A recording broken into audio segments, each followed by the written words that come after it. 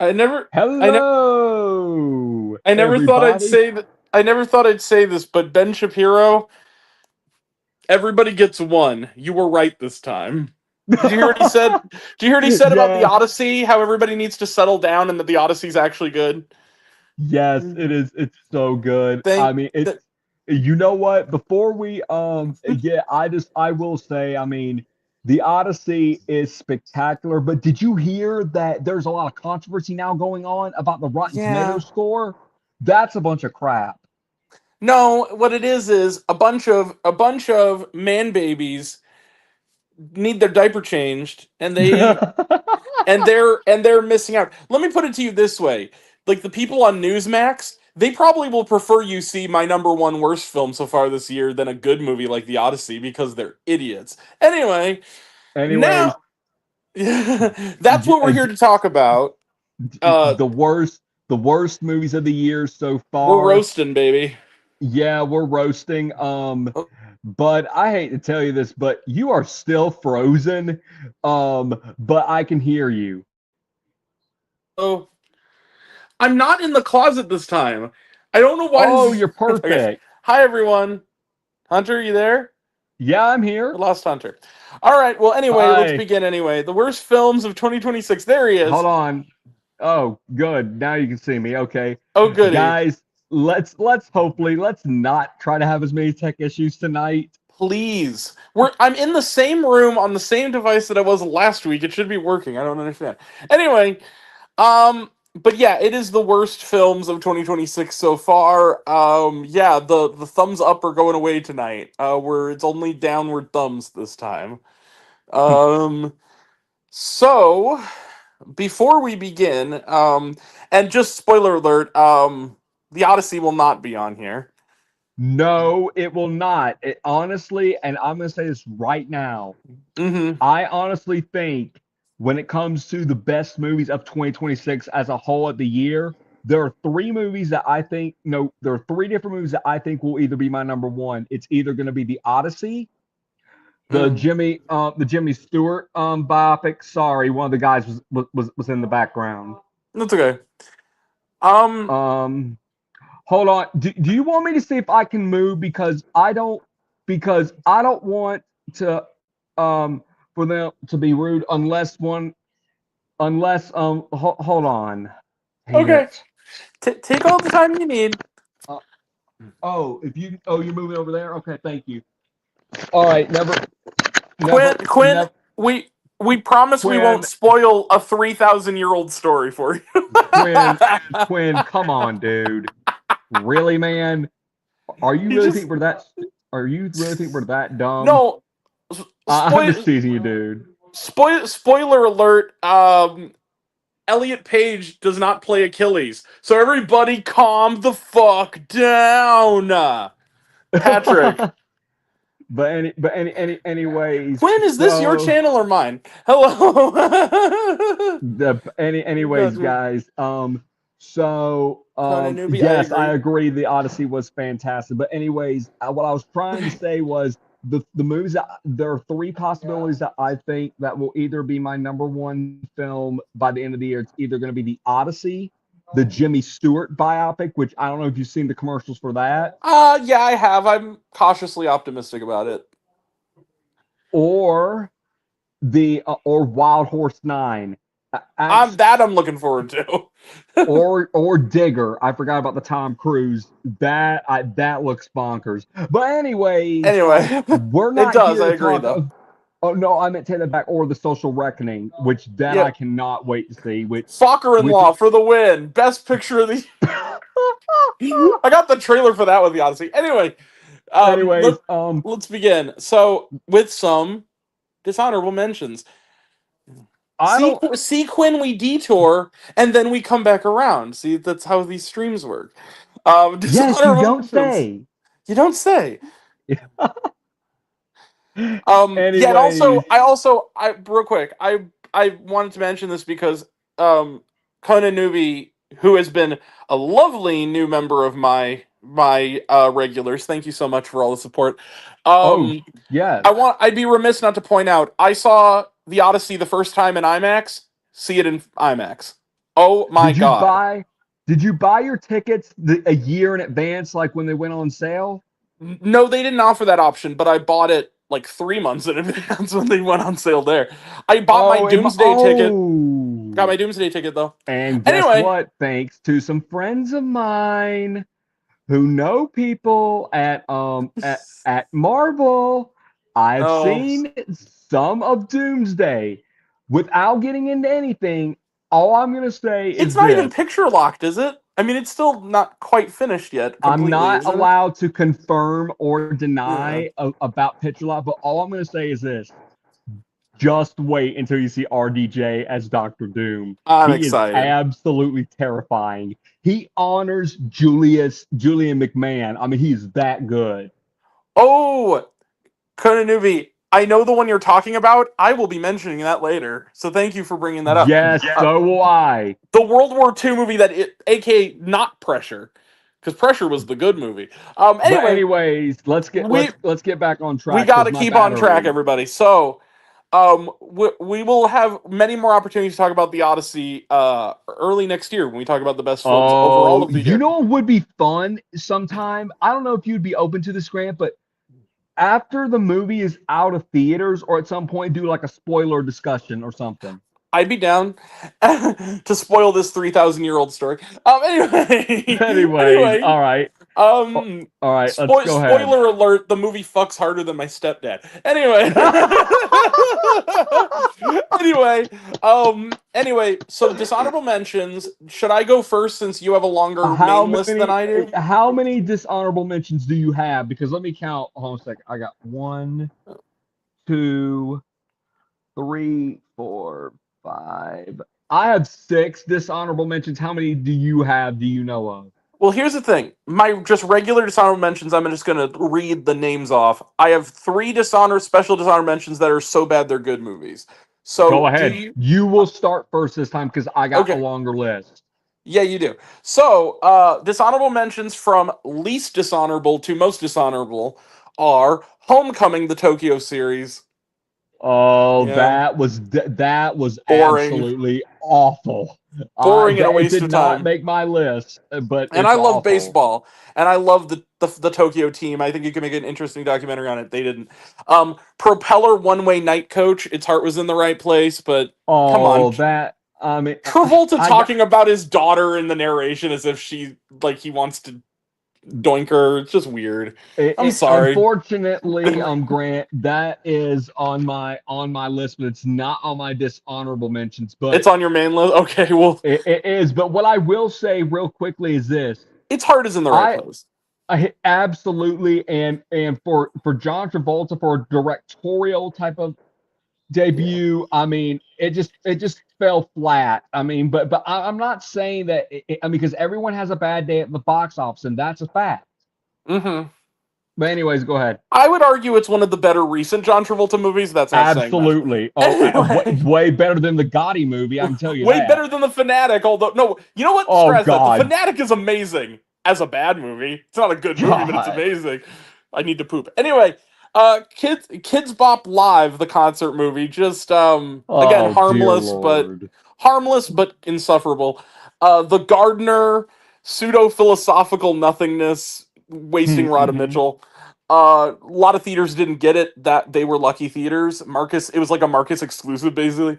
Greenland 2 Migration. What happens when you take a really fun disaster movie and make a pointless sequel that loses the essence of what made the first one good? You get Greenland 2 Migration.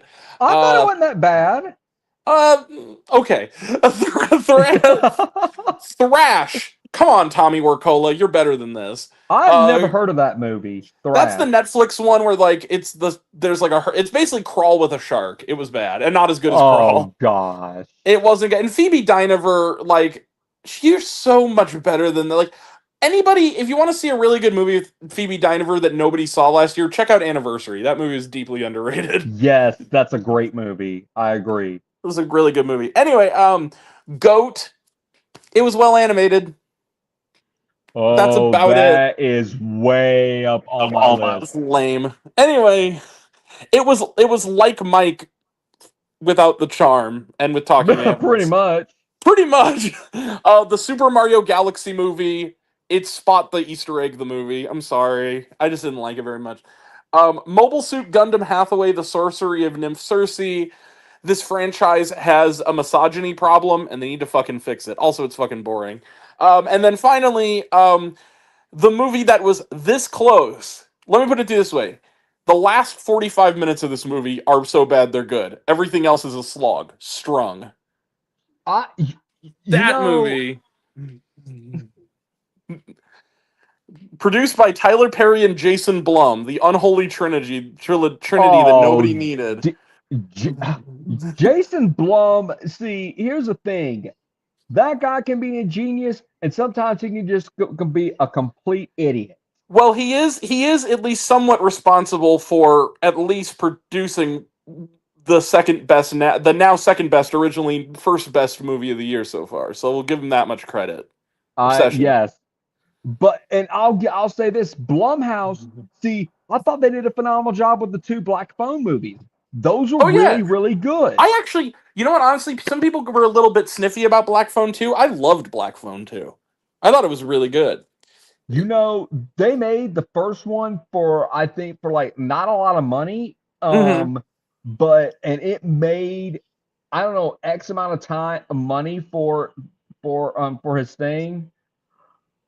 Tyler Perry. Now look, I'm very picky when it comes to his movies. The only movies of his that I really do like are Diary of a Mad Black Woman and the original Medea movies. Like what they did, like Medea's been neutered, but here's the thing. I'm a sucker for the Medea movies. I'm sorry, even the new ones. I just like that character. But no, I think that the pinnacle of Medea was Medea's Big Happy Family. I think that was the best one. I think ever since then it hasn't been as good. You know what? That was a good one, but you know what my favorite Pretty one damn is, funny. honestly? One of them I even love the Witness Protection Program. That one was fun. That's one of the better ones. The waffle Wi-Fi joke makes me laugh. Do we have Wi-Fi? Yeah, I'll get you some waffles. No, Wi-Fi. Yeah, waffles. I can make them right now.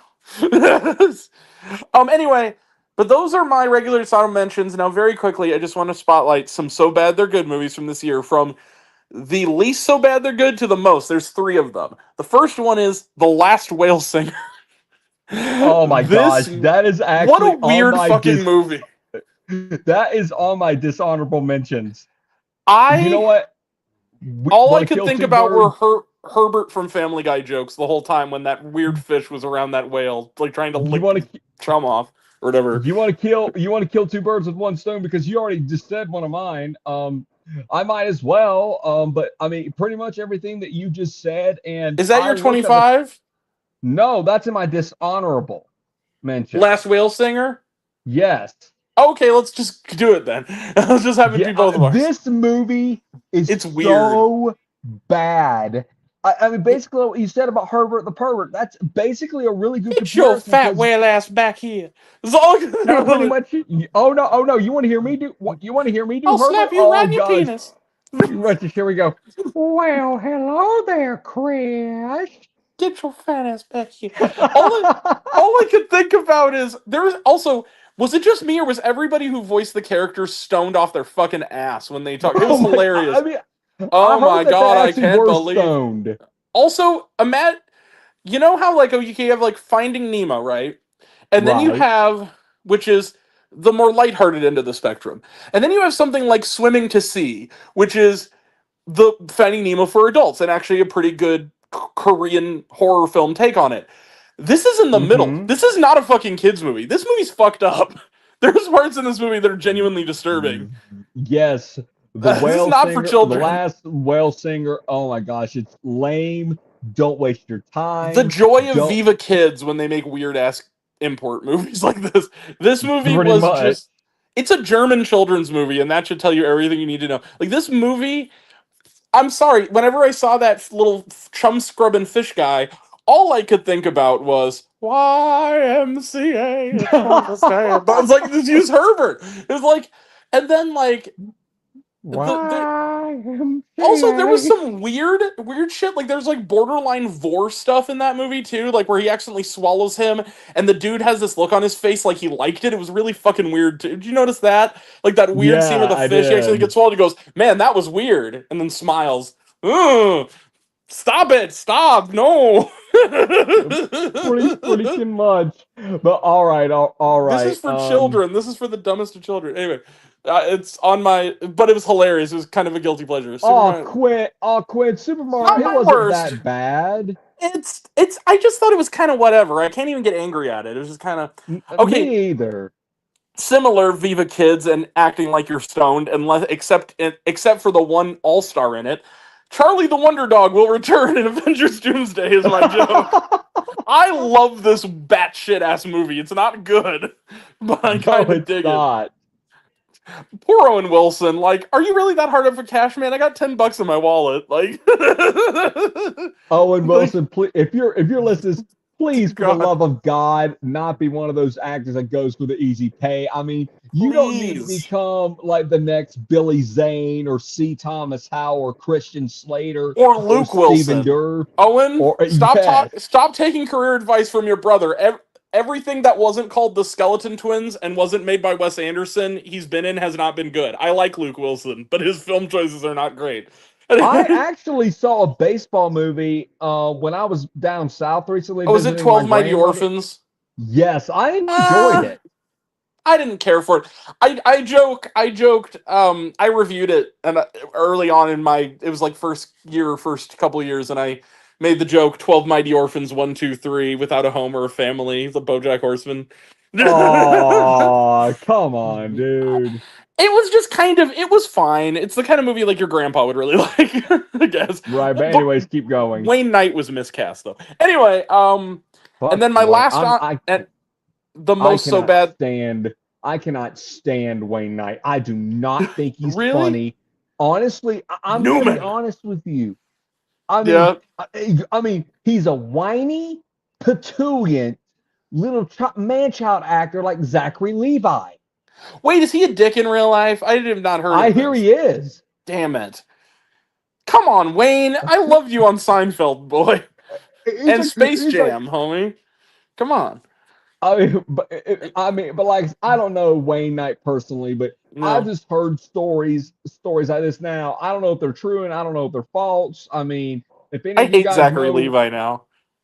He's a dick. I know you do. I used to love that dude. Chuck was one of my favorite shows, man. I was so disappointed, and I'm so disappointed in Zachary Levi. Listen to me. I lost respect for Zachary Levi when he did that thing about Gavin Creel. Gavin Creel, and then the Unbreakable Boy made it fucking worse. Just sitting through that atrocity. I saw. Speaking of that, I love your Unbreakable Boy 2 thing that you did. That was. It was hilarious. My worst film of last year. It was my number one. It was payback for bailing on music after a half an hour and not reviewing it. They gave me the slightly worse male version a few years later. Anyway, my last so bad they're good, the most so bad it's good movie of the year so far goes to Psycho Killer. Kiss Kiss. Wow, this movie. God. Imagine. Okay, so I want you to picture something. Guy goes into a boardroom and says, "I really want to do a hybrid of Seven, a Satanic Panic 80s direct-to-video movie, and the China Syndrome." And nobody at Fox said, "Yeah, no," or "Get the fuck out of here." Psycho Killer is what happens when the inmates run the asylum at one of the biggest corporations on planet Earth.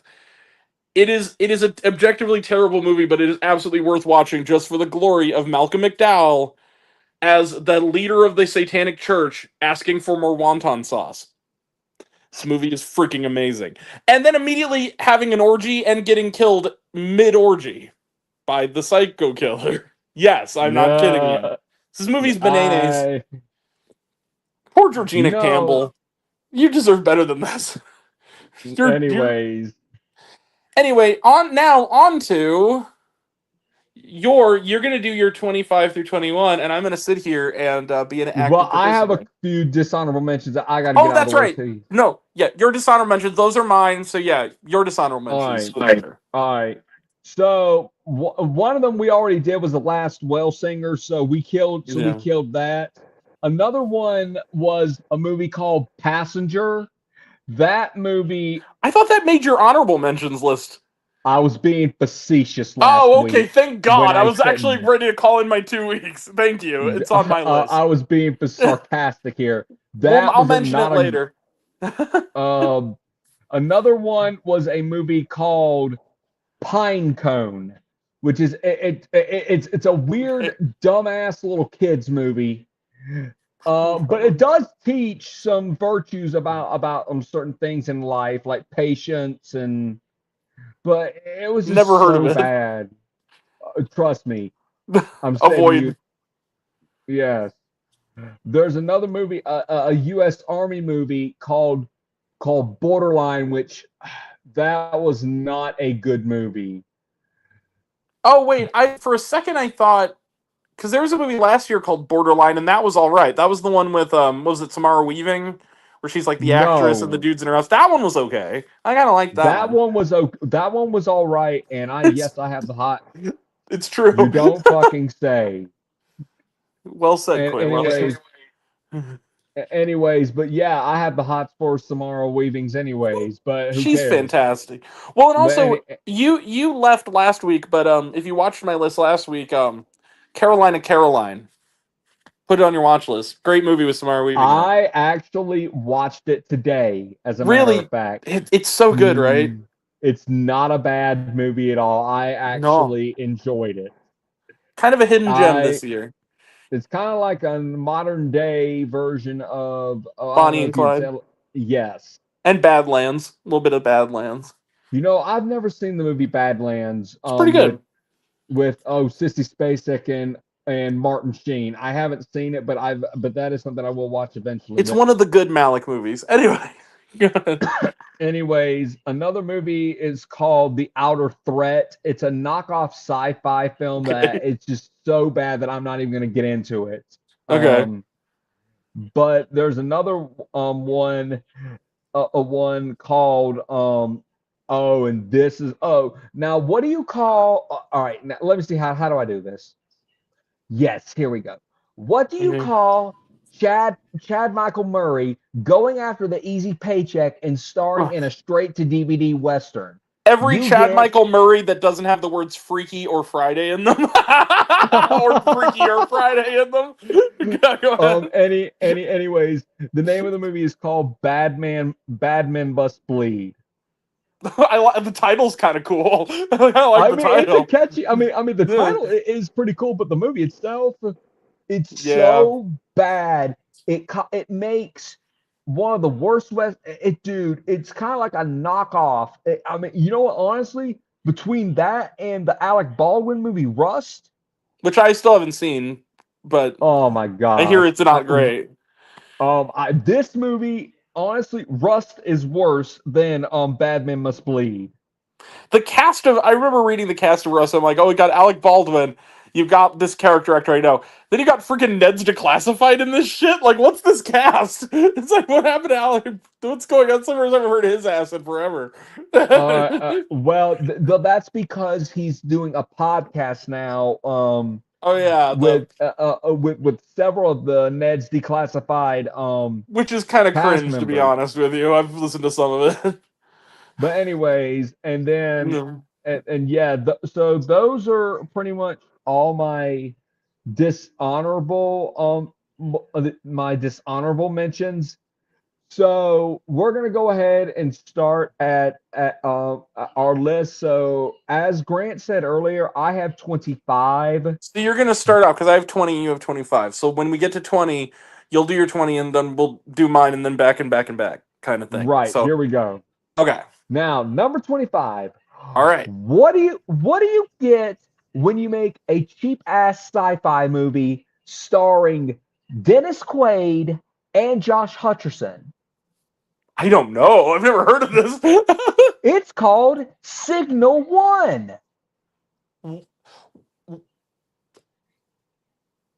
That sounds like a placeholder title for a movie that is. That sounds like an Argo-ass title, like a movie that doesn't exist.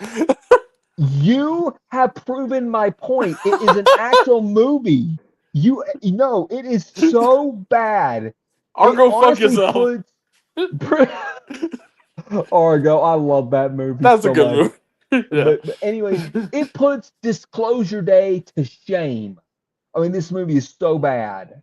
I think what you meant to say was Disclosure Day puts it to shame because Disclosure Day is a Yes, good movie. yes, Okay. yes. Yes, it does. I mean, dude, Yeah. but like it's so freaking bad. All right. Now this Poor next Josh one, number. Hutcherson. He's one of those guys that like watch I Love LA, the TV show, and it proves that he's can do still be a good actor when he wants to Oh, be. absolutely. It's just he just needs to put his freaking mind to it. That's Go just watch the Future fact. Man. That show's underrated with him. The Seth Rogen wrote it. It was that's on I have Disney Plus, I not think. seen it, but I will Pretty good. watch it. All It's pretty right. funny. All right. And my number 24 is is a was a I'm not even gonna get into the premise of it, but it's another shitty western called Casa Grande. I think I've heard the title of this. Who's in it? Is Heather Graham in this? Unfortunately, yes. God damn it, Heather Graham, you're better than this. Fire your agent. I mean, They Will Kill You is fun, but other than that, fire your agent. You're You better than know, this. Heather Graham, I mean I loved her in Boogie Nights. I mean that because Boogie Nights is a classic.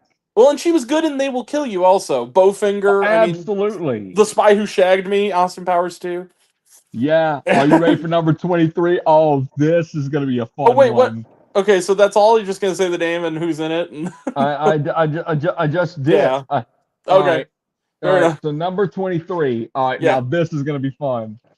What do you get when you have Kiefer Sutherland in a low budget, straight to DVD movie as a guy in a knockoff version of his TV show 24? It's called Brothers Under Fire.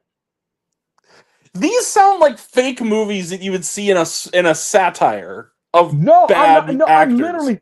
No. I'm not making this up. I mean, I I know know. you aren't, but it just sounds like you talk about like I'm. did Bruce Willis star in one of these before he retired? Holy shit, this just sounds like one of those movies.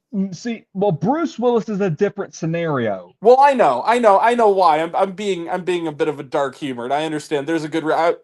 I feel for Bruce Willis. That sucks. You know, sadly, they just gave an update on him just recently. Like, mm-hmm.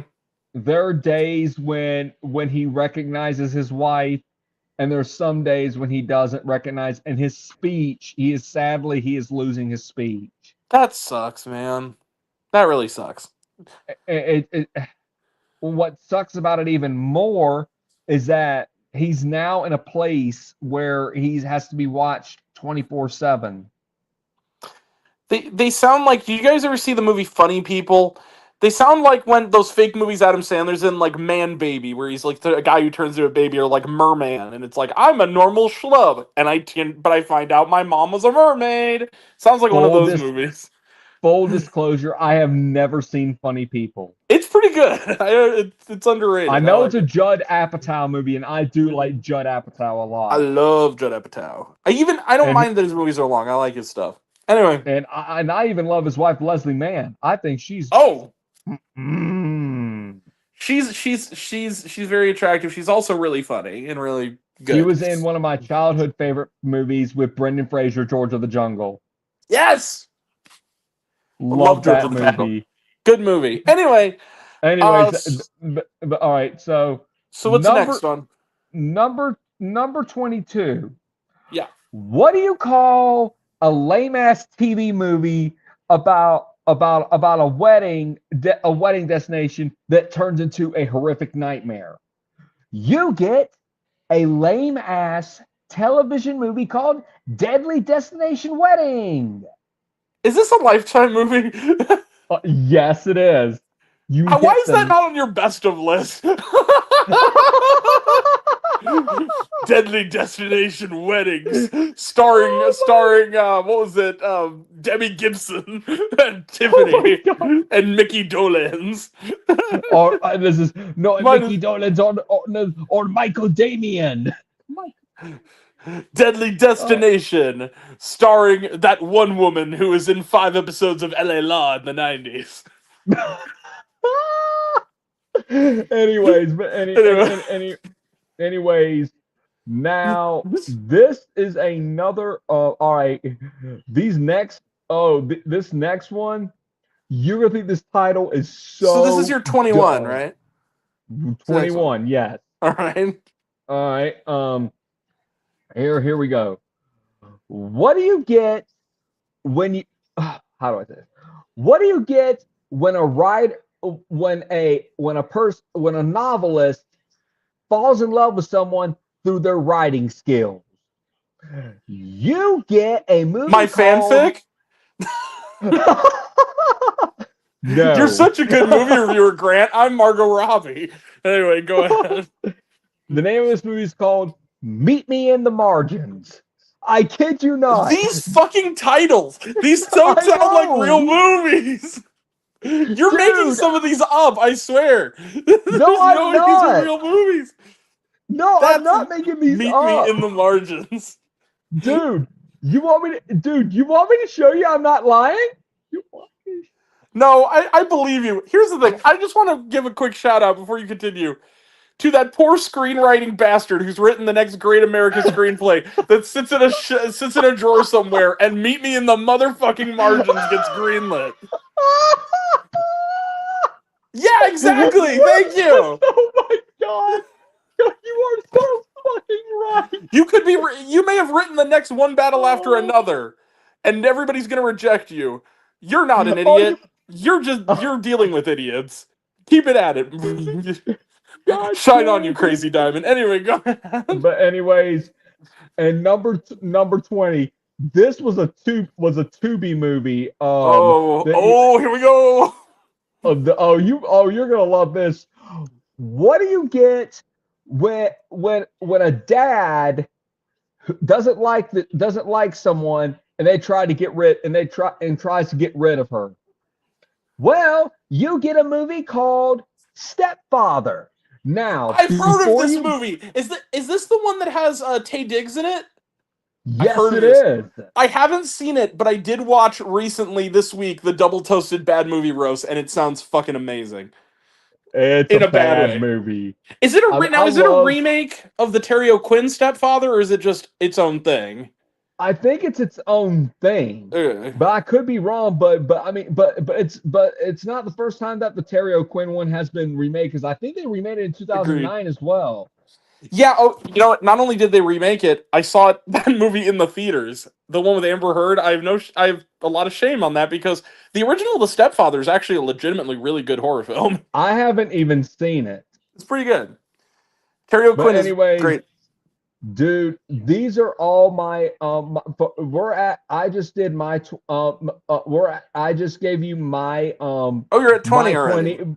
But here's the thing. All these titles that I've been giving you, I kid you not, they are actually real titles. I know they sound lame and fake, but I'm not. The one that cracked me up the most was the Meet Me in the Margins. When I saw that, I was like, you gotta be kidding me for a title. Titles are getting lazy. We talk about Tubi movies. I saw a movie for 25 movies of Christmas this year called The Grinch Who Stole Bitches. All right, like what the fuck? It's a real movie. It is literally, what if the Grinch were a black dude and he stole your girl? That's literally this movie. It's an erotic parody pseudo horror comedy movie called The Grinch Who Stole Bitches. I would rather watch the mean one than that.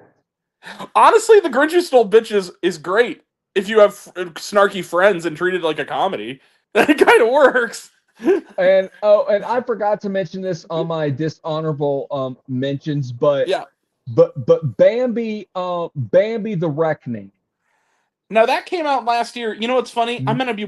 I've never seen it. I'm watching it this week because I'm seeing Pinocchio Unstrung, and apparently it's in the same universe. So that's the only one I haven't seen of that. I have seen Pinocchio Unstrung. I've seen it. I hear it's one of the better ones, actually. Actually, I cannot believe I'm saying this. Yeah. But I actually enjoyed it. Well, like Winnie the Pooh Blood and Honey 2 was surprisingly decent. Terrific. It was better than the first one by a mile. Peter Pan's Neverland Nightmare. That was That was just bleak dumb. and bleak and offensive and transphobic to a fucking ridiculous degree. I mean, that movie went beyond being good splattery fun. It was just bleak and sadistic for no reason. All right. Now let's start with Anyway, you with your number. What's my your number number 20. 20? Okay, number 20. So your number 20 was Stepfather. Correct. My number 20 is at the bottom because it's more ambitious than something like The Stepfather.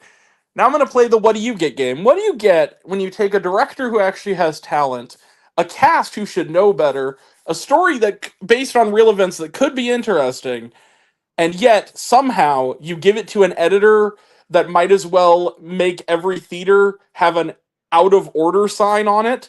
You get my number 20, The Wizard of the Kremlin. Here's This my thing on wow. that. Yeah. I saw it shortly after you reviewed it because I wanted to see how bad it was myself. And I hate to say it, but you're not wrong. It's an It's awful film. but the thing is that it has elements that could have been interesting, but the problem is that I don't know if it was chopped down considerably or what, but this movie is actually incomprehensible. It makes no You sense don't structurally, say. filmmaking wise. Here's the thing: Olivier Assayas is a good director. He's made some good. I loved his movie Irma Vep and the series Irma Vep with Alicia Vikander. And I liked Personal Shopper a lot. He's made some good movies. This film.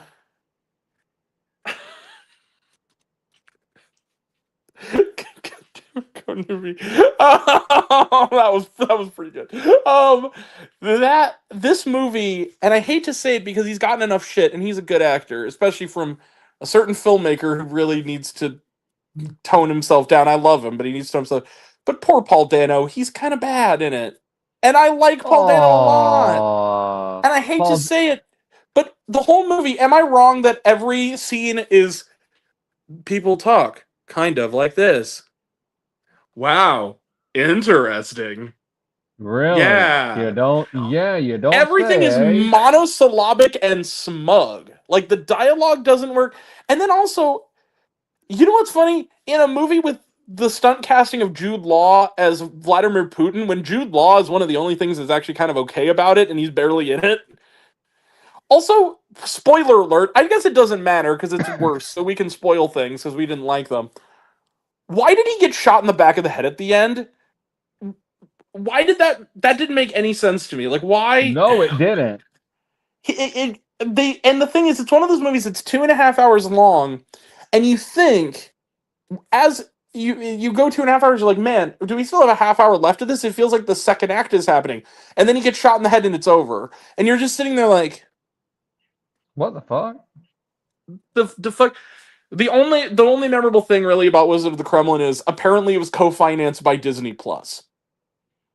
Mm-hmm. Wizard of the Kremlin, my number 20. Also, some comments. Snooze Fest 2026. I agree. Yes, Patrick, I agree. Smug. Also, Leprechaun the Russian and the Wizard of the Kremlin sounds like. Damn it, that's funny. And then Paul Dano. Yeah, I know. Poor Paul Dano. And then also like the cast. Alicia Vikander, terrific actress. What is she doing? Jude Law. Jeffrey Wright. His whole performance is literally just sitting there nodding and going, huh, what a waste of a great actor. Jeffrey Wright is supposed to be coming out in a film adaptation of Death of a Salesman with Octavia Spencer. I have a feeling that's gonna be great.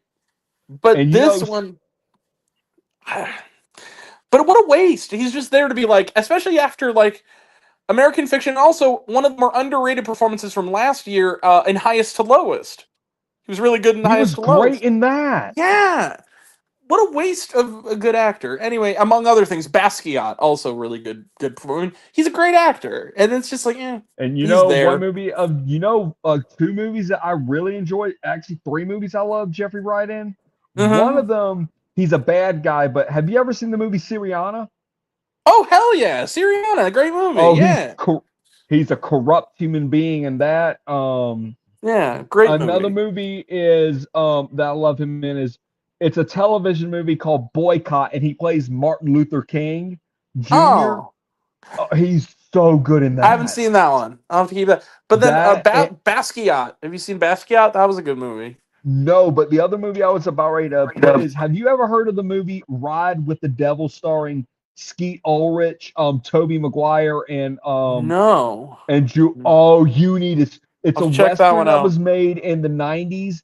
Oh, and Oh, I've heard of this one. Yeah. This is on my watch list actually. Mark That Ruffalo's also in it too, but he's not in it long. yeah. But yeah. It's Anyway, right. moving the gang along. Sorry, Hunter. Moving the gang along. No, My number 20, no. Wizard of the Kremlin. It just out of order the movie. It's my number 20. What's your 19? All right. This is another probably fake ass title, but I kid you, this is another one. All right. What do you get when a movie is set during the summertime in a cabin where people just talk about love, sex, intimacy? You get dun dun dun dun dun Summer Sparks. I was gonna say The Invite for stupid people. That's what it sounds That's like. pretty much it. The Invite if it sucked and wasn't one of the best movies of the year so far. But Summer Sparks. I mean, it's Yeah. I'm not even gonna get into because it's so bad. Yeah. It's so freaking bad. Hold on. So I apologize just with the guys here. Sometimes they just don't know. But anyways, it happens. It happens. It's like we have another guest on the show. Anyway. Yeah, but they don't. They mean well. Sometimes they just forget that. Well, and in their defense, they forgot that I was doing this tonight. They thought a lot's come out this year. Yeah, no kidding. Thanks for pointing out the obvious. Well, I mean, no, but really though, there is a lot of these. There's a lot of movies that come out in a year. But anyway, so that's All She Wrote on 19 on what was it called again? I already forgot the title. Summer Sparks. Even the title sounds like it's a placeholder. Yeah, God. All right, but anyways, what's your number 19? My number 19 is probably one of the deeper cuts on here. This also sounds like a placeholder title. This is a movie that is cool and unique in its style for about 5 minutes, and then it just becomes a generic Tubi-ass thriller. I saw this on the big screen earlier this summer. It's a movie called Takeover. It's my number 19. Oh, God. It stars Quavo, hip-hop star Quavo, and Billy Zane. And the gimmick of it is like a car chase, kind of pseudo-pretentious car chase heist film. Like, the guy on the outs, just out of jail, his niece and nephew are orphaned. He doesn't know how to be a father to them, but then they're abducted by a kind of mob guy, and he has to steal a bunch of shit in order to get them back. It's that kind of movie. The gimmick, though, generic-ass thriller. But here's the gimmick. It's kind of animated, because they rotoscope the live action in it. And they add sort of comic book graphics a la Spider-Verse around the rotoscoping. That's a cool gimmick for about 5 minutes. And then once you realize it's the only trick they have, it's like, okay. It's just kind of whatever. By the way, I should mention, you should know this movie is a gem because they only showed it at my theater once a day for the week they had it, and it was at like 9:30 in the fucking morning. This is when I had to go see it. So how early does your damn theater open? That's the first show of the day. But I had to see it then because it was the only time they're showing it. I saw it the same day I saw another film on this list, and Mortal Kombat 2, which I actually really liked. But this one, yeah, it's Takeover. Hear the name, immediately forget it, and don't bother watching it. It's my number 19, Takeover. My number 18. Okay, so yeah. What do you call what do you call when two girls are going on a trip looking for men? Okay. Girls trip, but for bad. It's called Broad Trip. Is this okay? Wait a second. Is this that movie with what's her name from One Tree Hill in it? Yeah, Sophia Bush. Oh man, yeah, I got an ad for this one at some point. Is this on Roku or something? Yes, and here's the thing. I really enjoyed Sophia Bush on the TV show, Chicago TV show that she did. I liked her on Love Victor too. That was an underrated That's show. something I have not I have not watched Love Victor, but I know it's in the same universe as Love Simon. It's a standalone spin-off sequel. And yes, Nick Robinson does show up briefly in a couple episodes as Simon. I thought Love Simon was a great movie. If you liked the movie, you'll like this because it's basically the same team doing it. You know what? It just sounds like you know what it sounds like? It sounds like a mockbuster of Girls Trip. That's like a decade too late.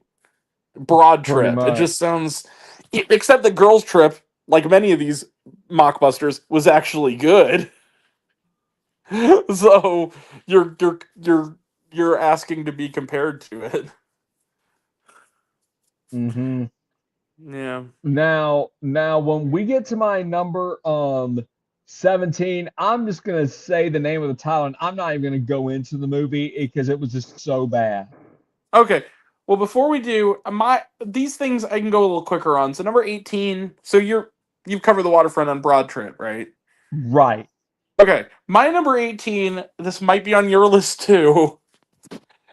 What happens when you take two actors who are fantastic, and they're fantastic in a movie, but they are basically left to sea with a script that doesn't honor them, filmmaking that is pedestrian, and a story that is built on revelations that when you find out what the revelations are, you're like, really? You get Midwinter Break. I Ah, saw that movie. I fuck that saw it, movie. and and guess what? I fucking loved it. I'm just Really? teasing you. Oh, thank I God. am I was like, just because some people teasing. did. Like, Mark Kermode, it was his film of the week it came out. I'm like, come on, Mark. Oh my god, it was Here's the thing, awful. and I just want to point this out. Kieran Hines and Leslie Manville are not guilty. They are terrific actors and they played these No. terrible roles really, really well. But the movie is just Mm. it has no ending.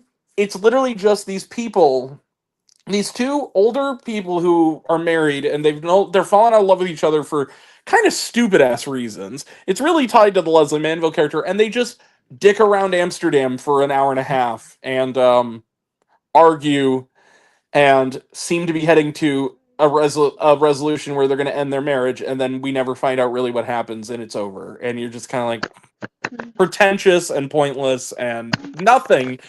And the only good thing to come out of it is Leslie Manville and Kieran Hines got a paycheck and a free trip to Amsterdam, and honestly, they deserve it. They're really good actors. But this movie is just All right. go on the vacation and skip filming it. It sucked. It's my number 18, Midwinter Break. Didn't Actually, like my it. number 17, you know what? I'm actually gonna say it because I'm replacing it with one that's actually worse than that. Okay. Here we Okay. go. All right. My number 17 is, what do you get when you do a World War II movie that is so bad? We were And so close to killing two birds there. Yeah, I know where you're going with this. yes. I mean, it is so bad that after the movie was over, I'm like, this puts World War II veterans to shame. Yeah. The movie, Lucky Strike. What a bore Uh, that movie was. hold on.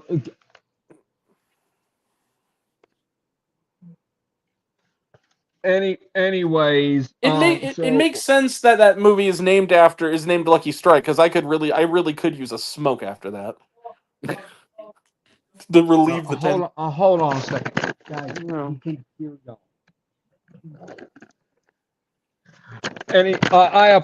I apologize. I apologize. Just some sound issues, but anyways, yeah. But it was It was about a it radio. It's true. pretty much. I mean, but yes, Lucky Strike was so bad. And you know what? Oh, well, I'll save my thoughts till we get to it soon on my list. But it's just I just want to point it out because I'm not going to mention it when I mention it because I have other things to bring up. Speaking of wasting good actors to just have them sit there and go, Anjanou Ellis Taylor, why? She was so What a good in the waste of a good Nickel. actor. She was so good in the Nickel Boys. Nickel Boy's Origin, which like nobody saw last year, which was really good. Um, what was the She was great on Lovecraft Country. She was great in yeah. Just what a disappointment. Yeah, but like it's pressure for people who don't want character development, who don't want there And to actually be Pressure, and characters in see, their here's the movies thing.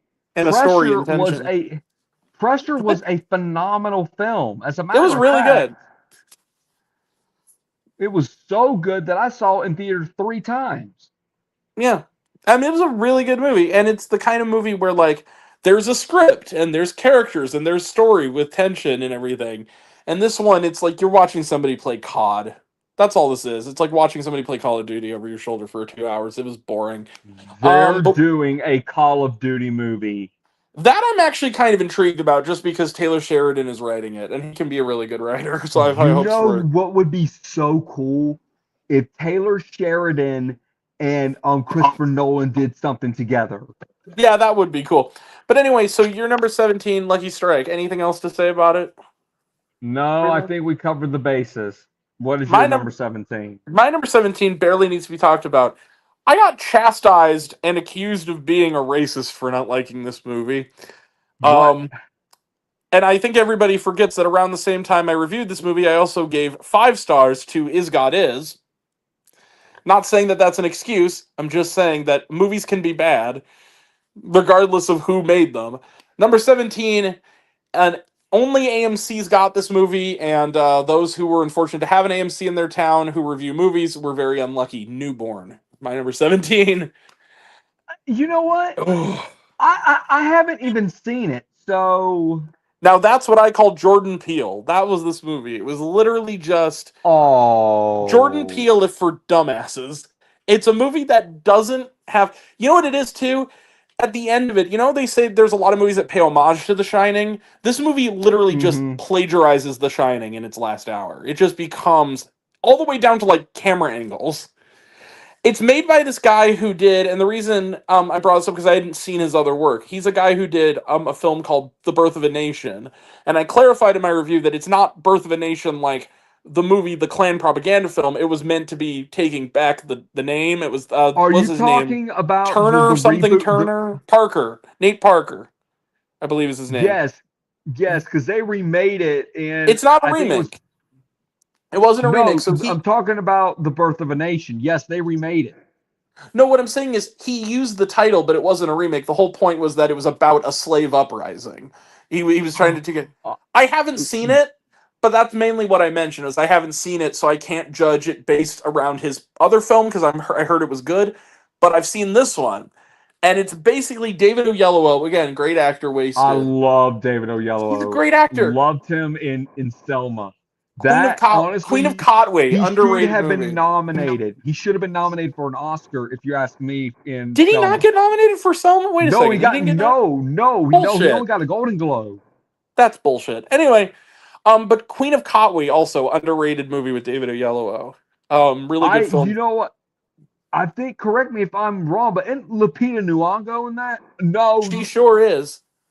She sure is. She's the mom. She's the mom of the little girl who's like the chess prodigy. It's a really good movie. It's one of my mom's favorite movies. I haven't heard anything about it. Yeah, because it didn't play in a lot of cities. It basically was an AMC, just self-distributed AMC movie.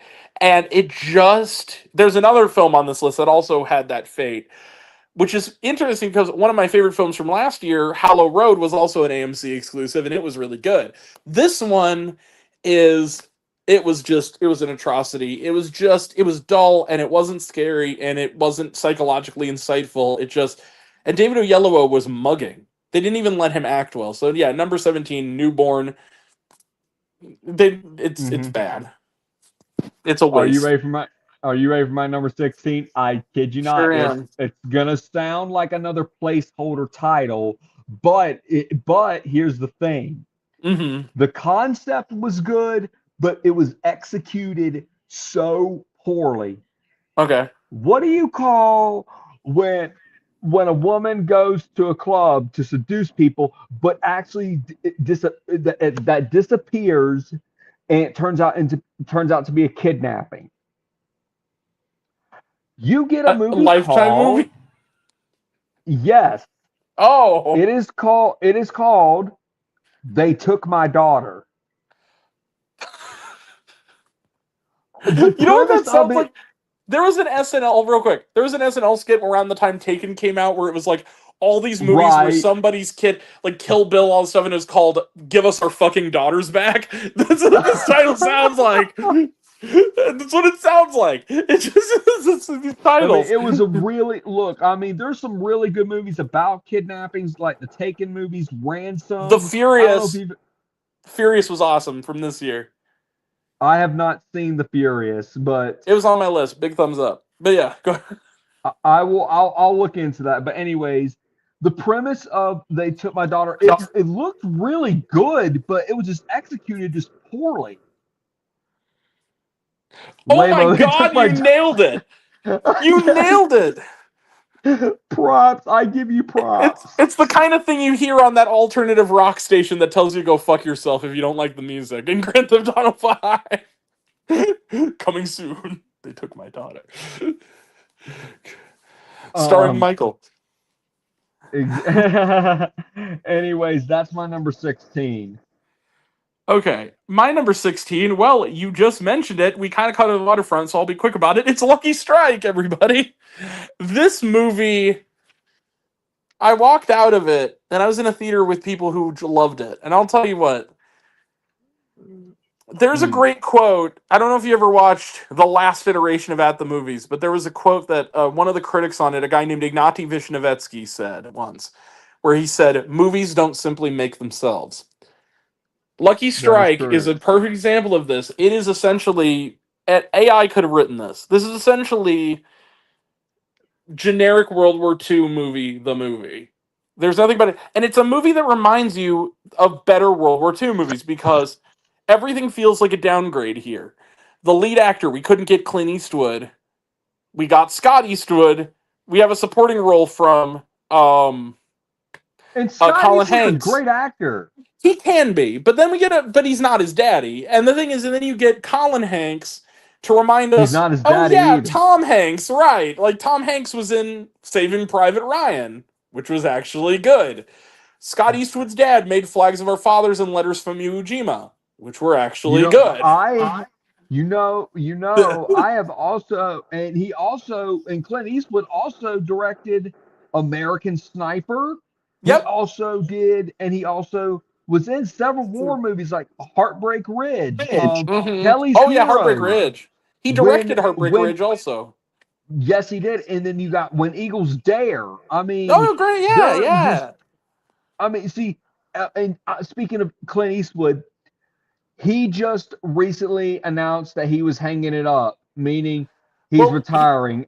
And you I know what's said, great good that for him. well, and also, if you're going to choose to retire now, he went out on one of his best movies with Juror Number Two, which I really loved and didn't get enough love from I anybody. adore Juror Number Two. I think it's a That was on one of my wonderful favorites. film.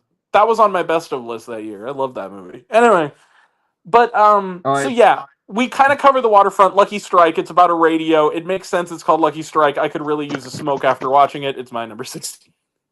It was so bad Yeah. that that movie was just so bad. I almost wanted to get a cigar after the movie and light one up, and I was so bad. I was so mad with that movie. I wanted to smoke. I wanted to get a joint and imagine a better movie. I mean, all right. Well, anyways, so my number 15. It's a placeholder title once again. I'm telling you, I get it's a list full these. of placeholders. Dude, these are so bad. I mean, Yeah. I'm not even gonna get into the premise of this movie, but listen to this title. All right, my number 15 is The Blink of an Eye. In the Blink of an Eye. I've heard. Wait, is this that Andrew Stanton movie that's not Toy Story Yes, 5? I've heard of this yes. movie. You know what's funny? I wanted tried to get tickets for this at the Sundance premiere of it. I got sold out, and I was like, oh man, I like Andrew Stanton. Then I saw the Rotten Tomatoes score and said, maybe I can skip this one since it's on streaming, and I'm glad I did. Apparently, because you have family that live out in I do. uh Bullshit. Young Washington isn't bullshit. even that great, but it's better than Lucky Strike. I mean, I like Uh, Young Washington okay, but but anyways, but don't you have family that live out in Utah where not too far from where Sundance is at? yeah. Well, Have not you ever been to anymore because Sundance? last year was. I've been in person twice. This year and 2 years before. I was Would in you ever person. go again? I would, except that the only problem is it's not in Utah anymore. I'd have to go to Boulder because they moved it. This year was the last year in Park City that they did it. And where's Boulder? How far is that from? Well, Colorado. I might go Boulder. next Oh, year. never mind. Yeah. I don't have I anybody mean, to bunk with there. hey, I'd go with you. Yeah. I don't mean it like that, but You'll be my. anyways, yeah. I mean, Yeah. did you know that that's where if I had legs, I'd kick you. That's where it debuted. Was at Sundance. Yeah, that was one that I couldn't get a ticket for either. The thing is, last year at Sundance, I did the virtual Sundance because I couldn't make it out. This year, all the movies I saw haven't come out yet. Yeah, Young Washington was solid. That's a good way of putting it. I liked it. But no, this year I saw movies that we mentioned last week, like If I Go, Will They Miss Me? Paralyzed by Hope, the Murray Bamford story, Chasing Summer, which I almost was an extra in because it was shot in St. Louis.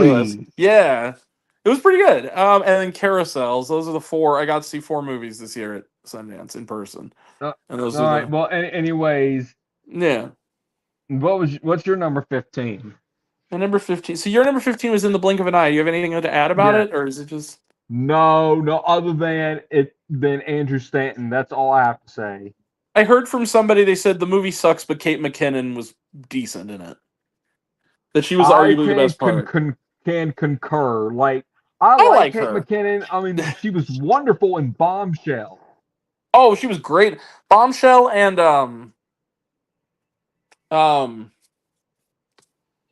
damn it, what was that? I can't think of it. But she was great on SNL too. But anyway, number 15. Hey kids, can you say AMC Theaters exclusive? Number AMC 15. Theaters exclusive. Before we begin, number 15 is a movie that I realized the pun of the title halfway through, and I out loud in the theater where there were 2 other people in it who were friends of mine said, "Oh, this is my number 15, K-Pops." Don't even. God We're not. fucking damn That it. movie was so fucking awful. I kid you not. For our viewers, I had saw Grant's review before I saw it. Oh, it's I was bad. like, Why did you bother? I just wanted to see how bad it was. Hey, look, everybody. It's a movie where Anderson .Paak and his son do a vanity project together that can't decide if it's a movie for adults or a family movie, and it's kind of in that weird middle ground. The movie is crass. It's sentimental to a fault. It's full of unlikable characters. It's never once funny. But here's the other Bunch thing. of Patrick, douchebags. well, and here's the other thing, Patrick. You mentioned that there is a much better film this year that involved Anderson .Paak and Earth, Wind, and Fire, and it's called Earth, Wind, and Fire, the Questlove documentary. You should go watch that. This movie, Absolutely. that's the best scene in the movie because Earth, Wind, and Fire gets to sing September for 5 minutes.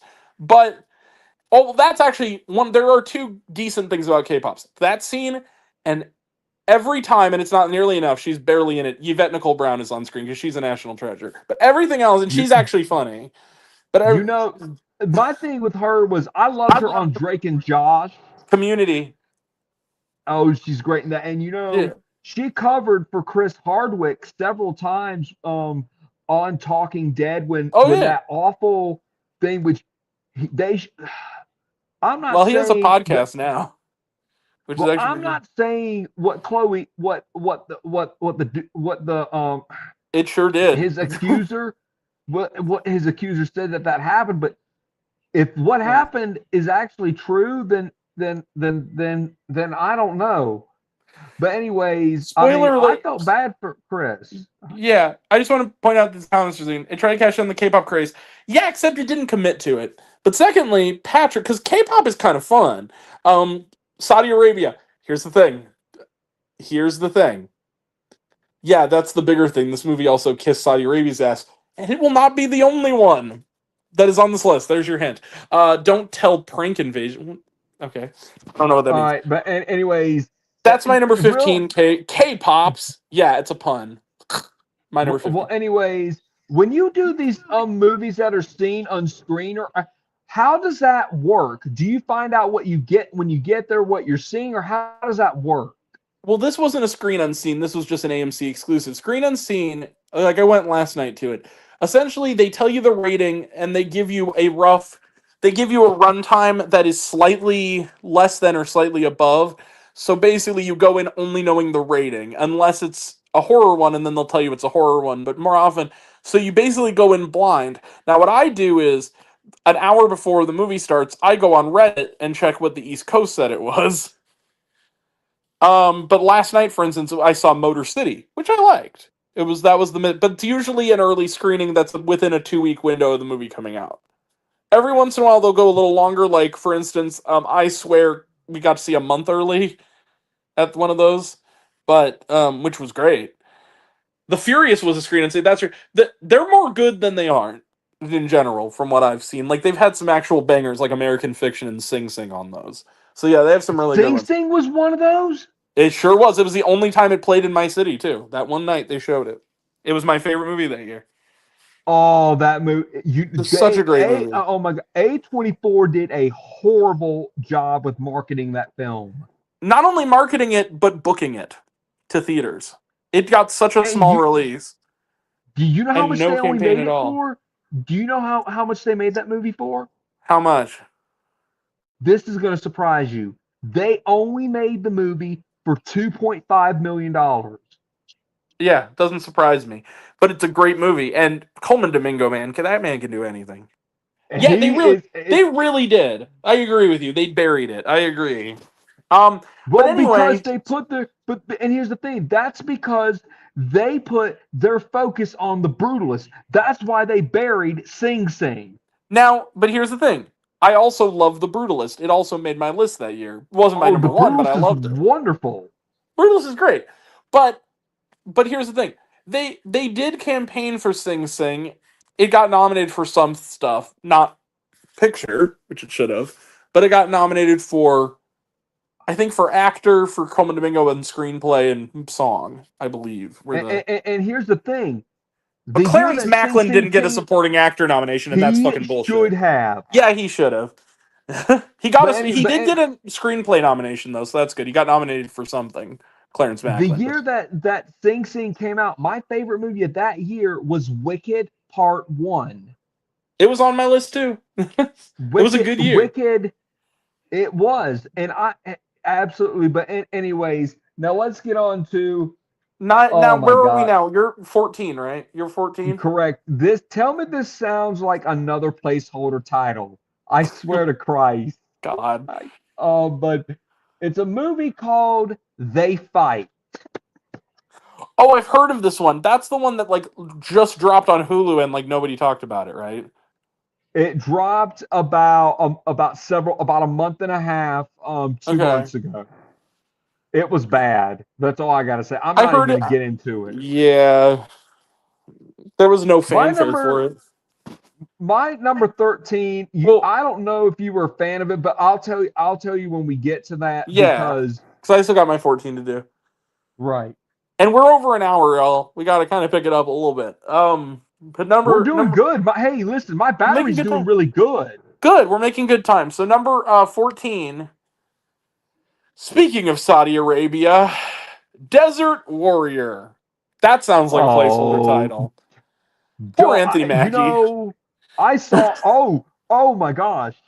If you think that's bad, just wait until we get to my number. Until we get to my number. It's my number 4. Okay. Another similar title to that. So, okay, but Desert Warrior, you didn't see this because I feel like I was the only one. Nobody saw this movie. It was a massive bomb. I saw it. Okay. Well, yeah, maybe you would have, because you're one of the people who sees movies that other people don't.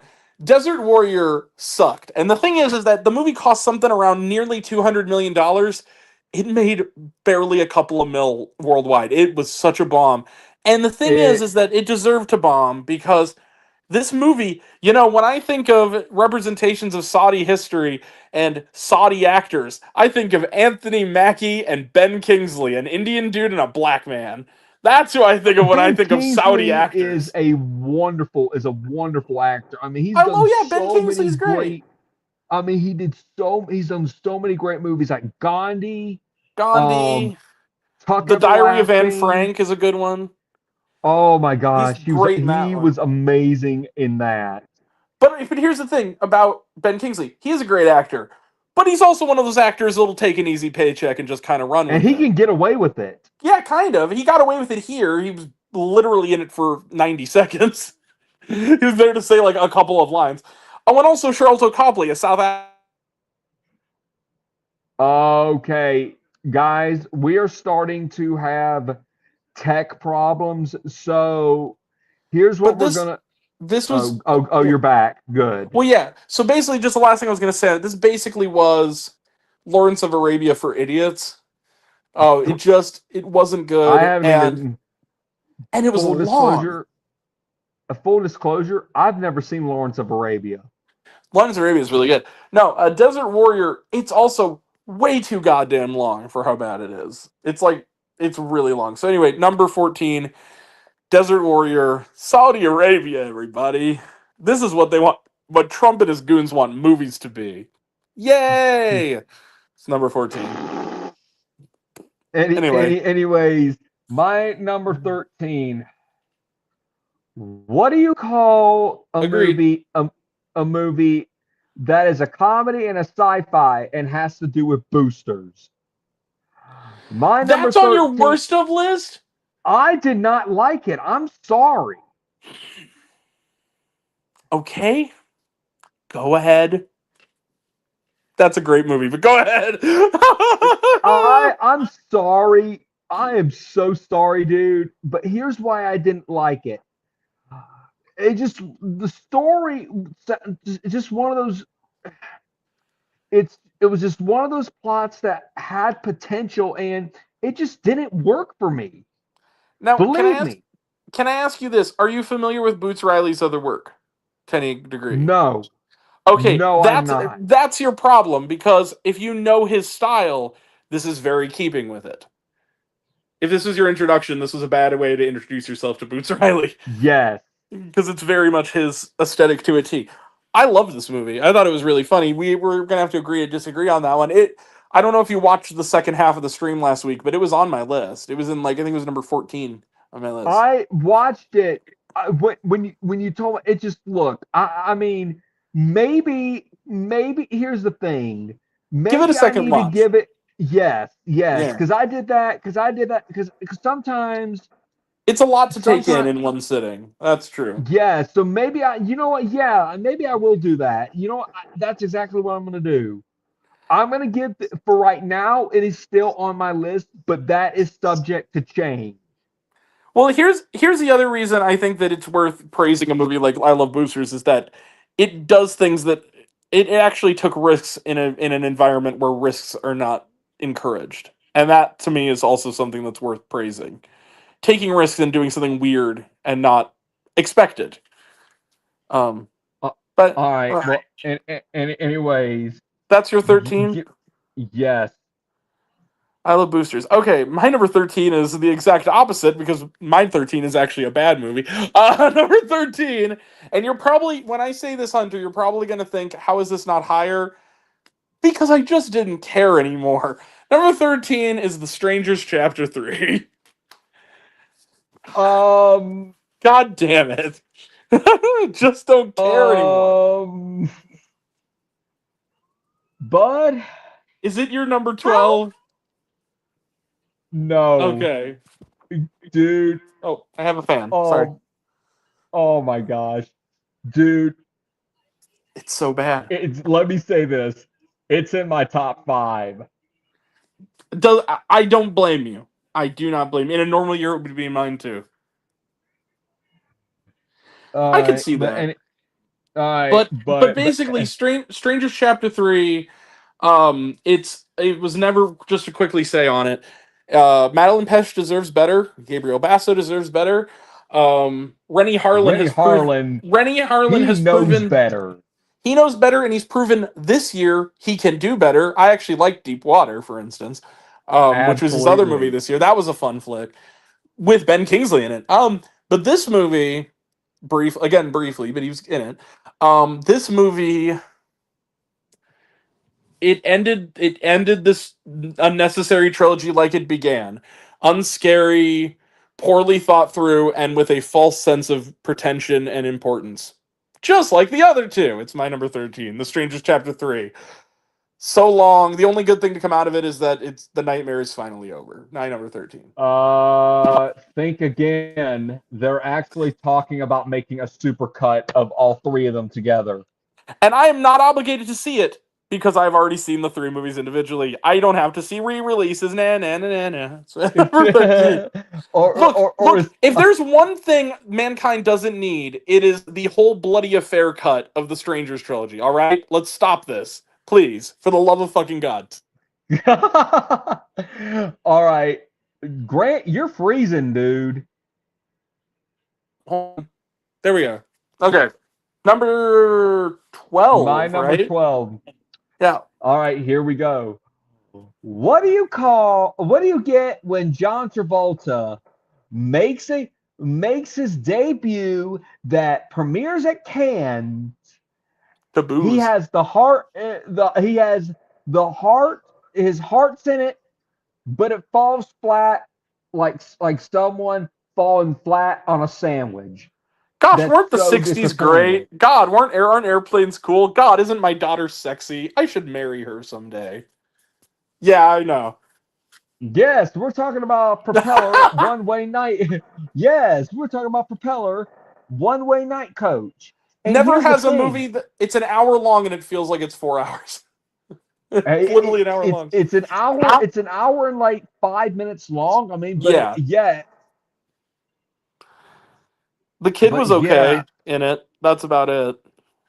But the costumes design was really good, though. I'll give him that. Well, the one thing I can give it credit for is I'd like to see John Travolta's next film because I think that not only are the costumes good, I think the production design is pretty good. And I think the visual look of it is fine. I think it could. I'm not saying it's going to, but I think it could make the short list for production design and costume design for the Oscars. It wouldn't surprise me. But here's the thing. John Travolta, this is something you need to understand, and I hope you're watching. I know you're not. You have to let the movie tell the story. You're not reading a children's book to us. The narration is constant in that movie. It's almost all narration. There's almost no dialogue. It's almost all narration throughout the whole movie. It's like your dad reading you a bedtime story. Another movie also that is technically a kid's movie, but has a lot of weird adult elements in it that kind of are out of place too and off tonally. You know? Yeah. All right. Well, that's my number. That's my number 12.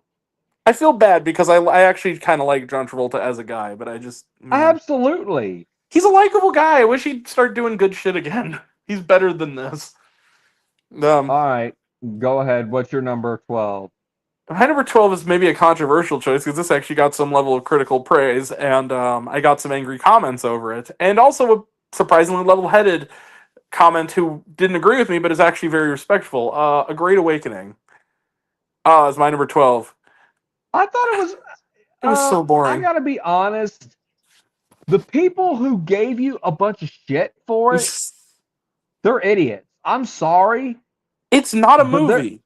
No, it's not. It's a stage play. It's a stage play sermon that escaped with shitty acting, and it's a story that potentially could have been interesting. It's about what was it? About Benjamin Franklin. And it's about like him and this young man of the cloth who kind of formed this unlikely friendship and kind of inspire one another. You could make a cool movie out of that, but this was just, and even an inspiring one. This just felt really the best thing you could say about it, the performances would have been passable in like a local production of a play version of this movie. And All yet it was right. well Well, received. A plus on Cinema Score. It was a slog, and also 2.5 hours for no goddamn reason. So it's my number 12, A Great Awakening. Preachy and all boring and right. bad. All right. My number 11. What do you get when you have an A24 movie starring Hugh Jackman that had so much potential and it actually just annoyed the hell out of me? I'll tell you what And you get. A movie I actually didn't hate either. But go ahead. I I don't. just I did not care for the death of Robin Hood. I did not care for it. It wasn't perfect. I No. liked it more than you did. I enjoyed it. And Fine. that's fine. I mean, look, Yeah. as I've said before, the movie world is subjective to Yeah. everyone. There are going to be movies that you liked that Absolutely. that I didn't like, and it's Absolutely. and vice versa. Yeah.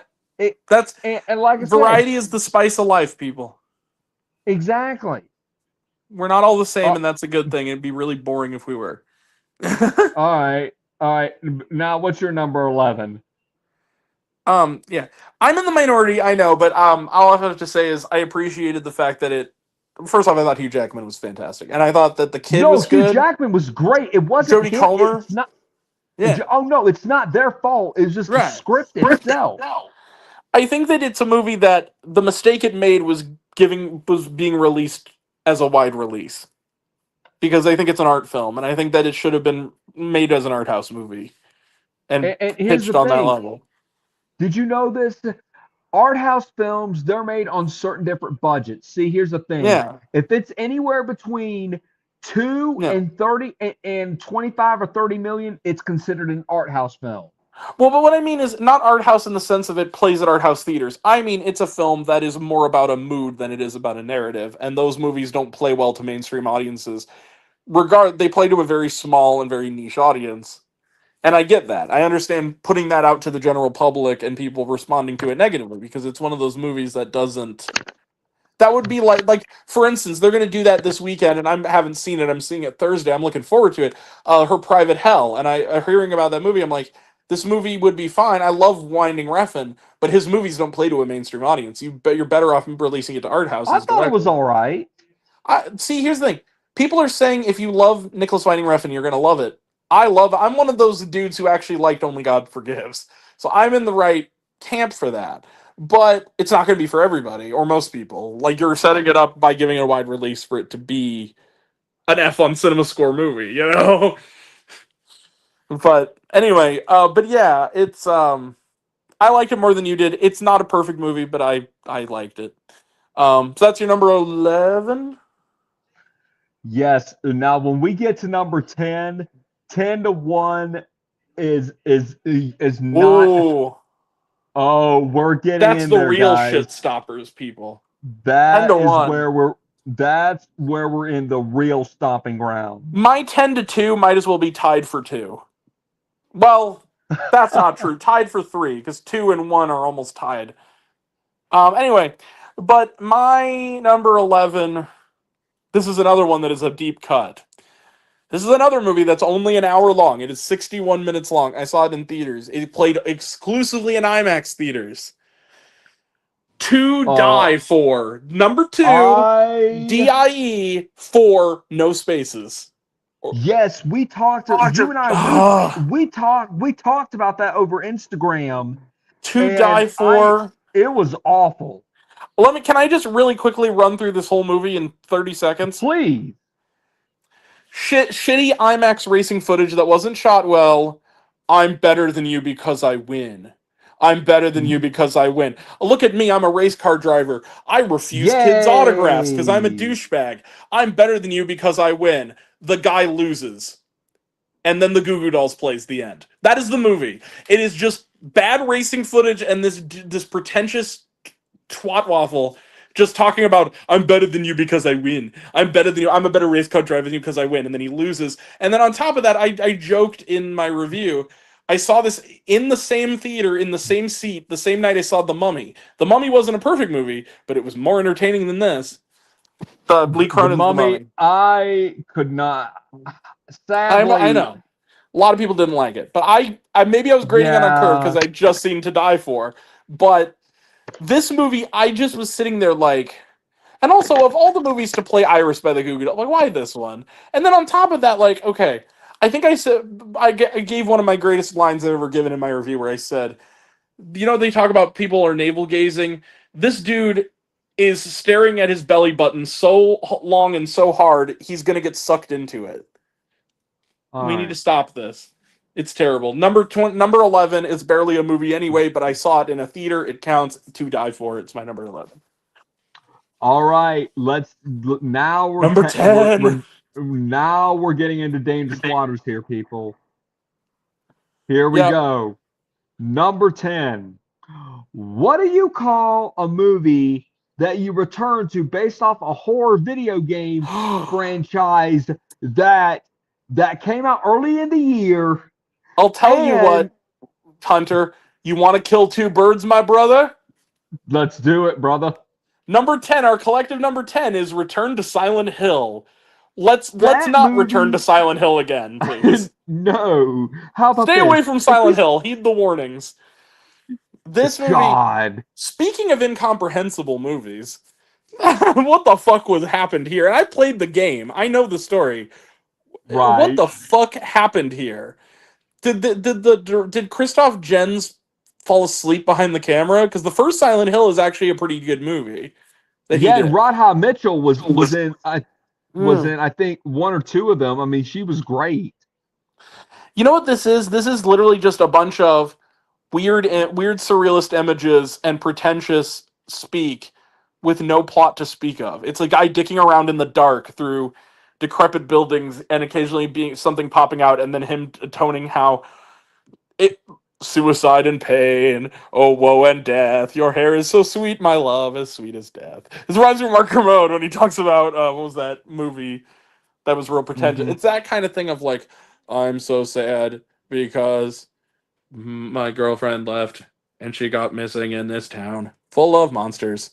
I'm going to walk and see the monsters, and everything looks like it has shit smeared on the lens. It was terrible. I saw this movie in Utah. I saw it while I was there back in January. I was in a Right. theater. My father and my uncle were my fellow movie goers with me.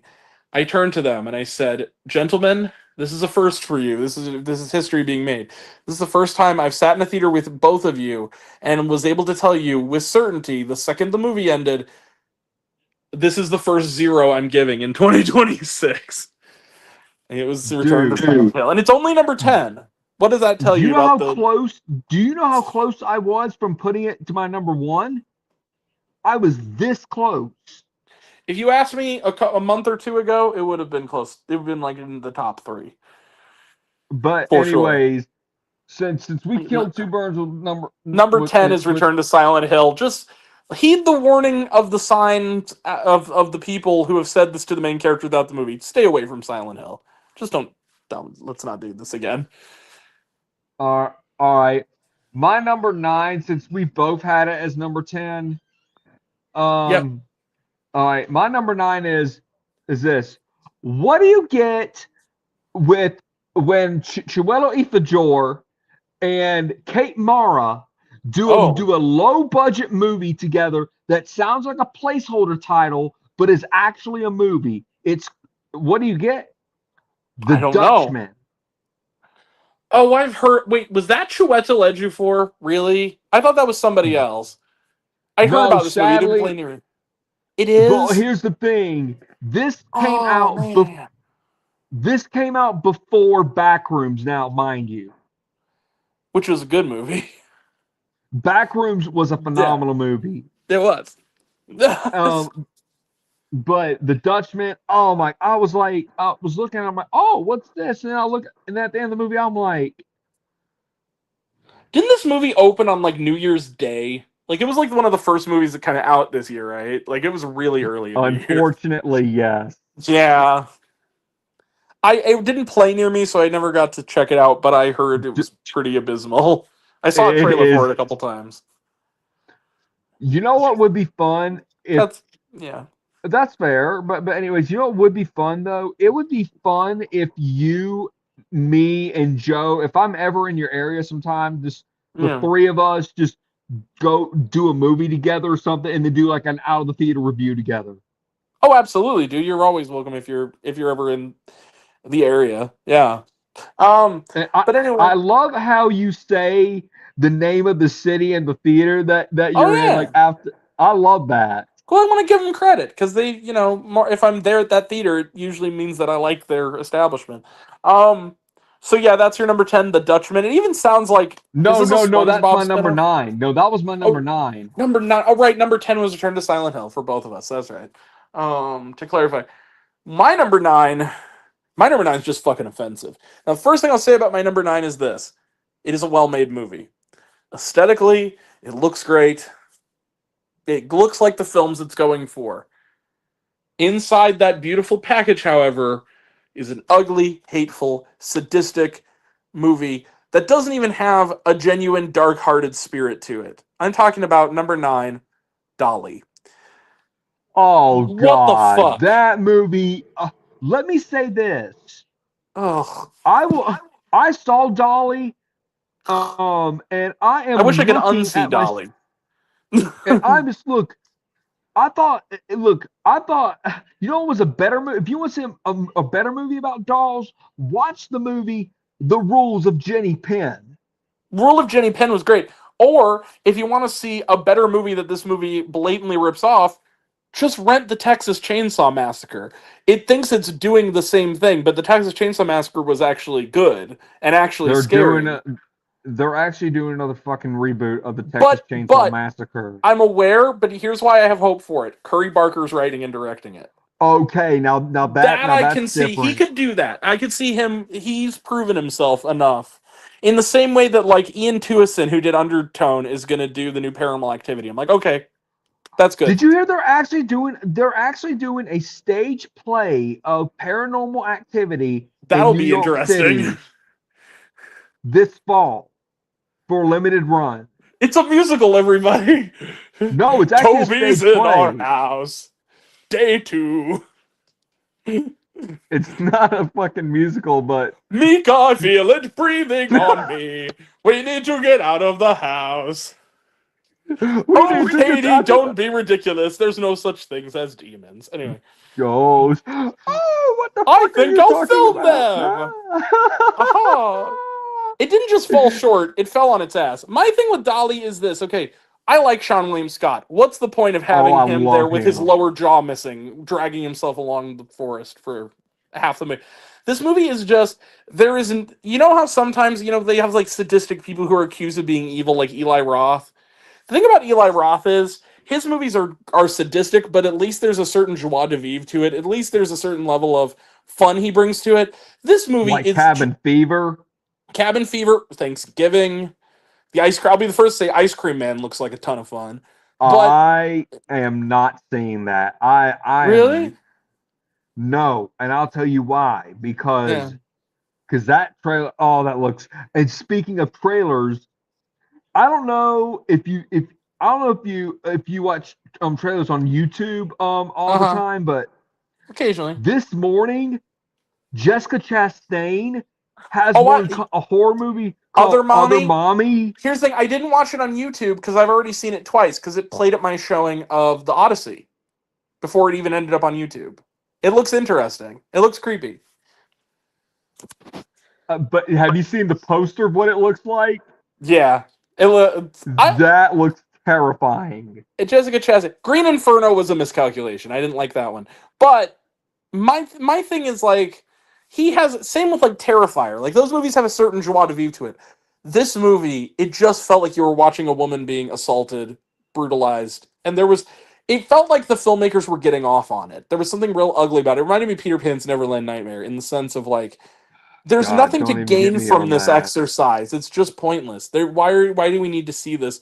What kind of style are you bringing to this other than just you can make it look scuzzy like those movies from the '70s? Okay, you did a good job All of right, that. all right. But anyway, Here's yeah, my number 8. number 9, Dolly, and also real quick to have the gall over the end credits to do an original song where you say that you're going to make a bunch of sequels. Like fuck yourself. Anyway, All number right, 9, Dolly. That's my bad. number 8. What do you get when people, this is when you burn this spoof comedy thing into the ground that just did its sixth movie. Oh, That I was, kind of liked it. I'm gonna be honest with I'm you. sorry, but scary Yeah, movie. See, Marlon Wayne is, he can be funny when he wants to. you can be a good actor Granted, too. granted, um, the only things I did find funny in that was the Michael Jackson thing. That I thought That was was funny. absolutely, that was I'm funny. gonna torrent that shit. That was funny. The bit And with the laughing gas was funny. that was, and the whole thing what they did with the Meg, now that was fun. I mean with Megan, that was funny. Well, there were some moments too. There were some off. Can I give credit to the one person I think really carried this movie was this actress Olivia Rose Keegan who played the Yes. daughter. She was funny. She reminded me of a young Anna Faris, and I like the sequence. She gets a couple of the best lines in the movie. One of them being when the sister got stabbed. It's like the Wednesday parody. And she's like, "Oh God, it hurts so bad." She goes, "Stop trying to win an Oscar. It's a horror film. It'll never happen." That was funny. And the Sinners parody, I thought that Sinners was parody was pretty hilarious. good. It kind of didn't That connect to anything in the movie, but it was funny. The bit I liked the bit with the Michael Jackson bit. I actually kind of liked it. Brosferatu. That was kind of funny. that was, see, Where all you see right, the but shadow and it's a big anyways, ass dick. but my Okay. thing is starting to go low, so Yeah. we're probably gonna need to speed things up a little bit. But here's the thing. One only thing I'm just gonna say about scary movies. I liked it. Okay. The scene on the subway was a genuinely not funny and kind of cruel for the sake of cruelty, and I thought it was mean I spirited. agree. That I agree with. And It them was going, laughing at a trans person getting stabbed, and that just wasn't funny. That's just cruel. that no, and that's Yeah. what really turned me off from the film. When it got to the point where they were stabbing her and then said "fuck your pronouns," I almost wanted to walk out. That part actually I thought was just ugly. I did. Yeah, that was just mean. That went too far, All and right, not in a now, funny way. Anyway, buddy, my battery so is yeah. starting. Do you want to finish out yours and then I'll fly solo for the rest? Do you want to do that? Yeah, if you don't mind. That's fine. You're gonna watch the rest of the stream though, right? Later on. Yeah, I'll try Okay. when I can. Well, my number 7.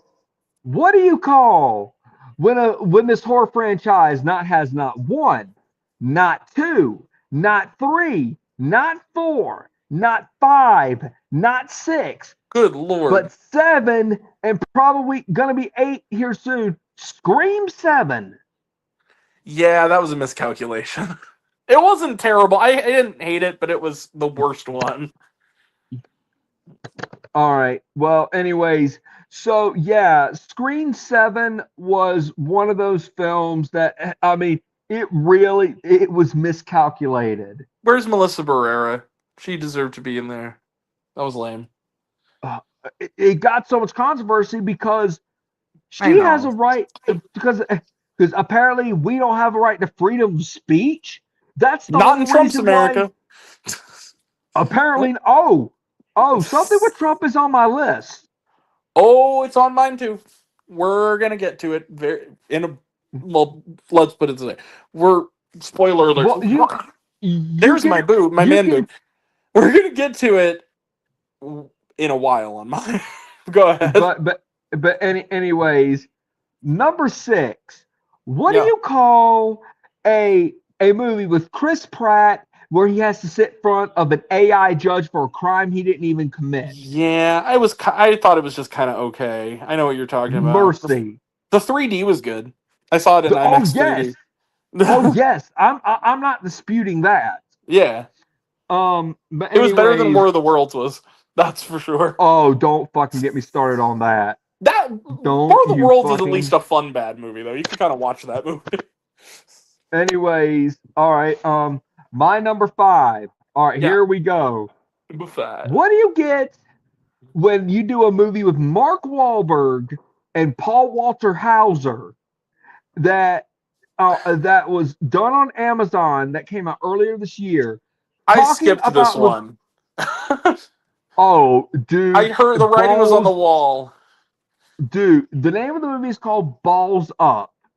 What a disastrous, unfunny piece of Yeah. shit movie that was.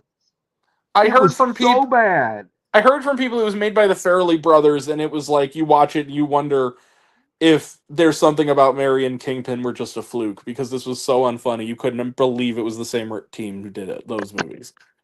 That it was. All Yeah. right. All right. Well, anyways, here's my number 4. Number 4. You know how when you talked about Saudi Arabia with Anthony Mackie, Mm-hmm. how does this sound? This is even worse. All right. What do you get with when a movie starring Oscar Isaac that has a similar premise, but his name is Dante, and it's not set in the Oh, this is another one where I was considering it because I liked the director, and then I heard, is this the one? Is Gal Gadot in this? Unfortunately, yes. Oh, is it that? What was it called? I forget the title. In the Name of Dante. I think is it in the hand of Dante or in the name of Dante? Yes, In the Hand of Dante. Yes. Isn't it also like almost 3 hours for no fucking reason? Yes, that's the thing. They could have chopped out, if I'm being truthful, probably 45 minutes out of that movie. I think this is one of those movies that premiered at festivals like over a year ago, and Netflix just kind of dumped it. Correct. Yeah. All right. My number 3. All right. What do you get when you what do you get when it's an animated movie that was with Andy Serkis that you saw on the same day you saw the Sheep Detectives The same or weekend, shortly yeah. before that? It's on my list too. And I'm talking about Animal Farm. Just calling it that is offensive because it's not Animal Farm. That's no, the thing. it's not. It's Yeah. not. No, it's not. But all right. Now my number 2. What do you get when you have a woman whose husband is the president of the United States? This is your number B-roll... 2? What could be worse than this? Oh, you're gonna. Oh, you'll know here in a minute. Hey, Hunter. You know, I made this film to tell people how wonderful life in the White House is. And nobody cares. I'm a robot. How do humans speak and emote? I have syrup in my mouth. That's why I talk like this. Yeah, okay. Number 2. But anyways, it's Melania. Yep. My number 1. The least movie to be a movie ever. My number 1 is this. Hey, Grant, what do you get when you have 3 movies that Rennie Harlan made that were so awful? Okay, that's not worse than Melania. I'm sorry. But I agree with you, it's terrible. But go ahead. Go off, Kim. My number 1 is my number 1 is The Strangers Chapter 3. Poor Madeline Patch. She deserves so much better than this. But anyways, yeah, that's my worst of the year so far. But let me tell you this. Before I have to roll. Are you gonna do another live stream later this year? I think that of this type, I think it's gonna be the next one we do with it's a list like this is gonna be our like one that we do in February. But I'm thinking about doing some other streams maybe for just other reasons. I honestly don't know. I might do like a spoiler thing when Doomsday comes out. I honestly might take you up on doing a spoiler thing for the Odyssey too. If we do the, you know what would be fun? Yeah. Oh, what if we did this? What if we did a spoiler talk for Dune Part 3? What if we're gonna do that? We might as well just rope Doomsday in and do a Doomsday double. Yes, where we talk about yeah, we might as well. I mean, if we do that. But here's the thing. Why don't we wait to do? I know. What, I have another idea. Can I just run this by you before you peace out? Go ahead. Christmas week, we do, because I've all wanted to do bad movie nights.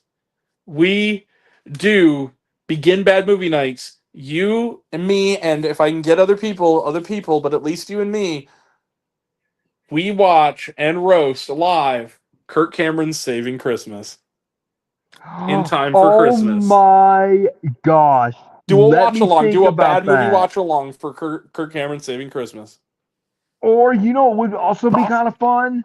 Yeah, If we also did a holiday movie that actually, was or good. if we get that or we could do a holiday movie that's really good as well. I mean, that's something that celebrates the anniversary or something, but you never know.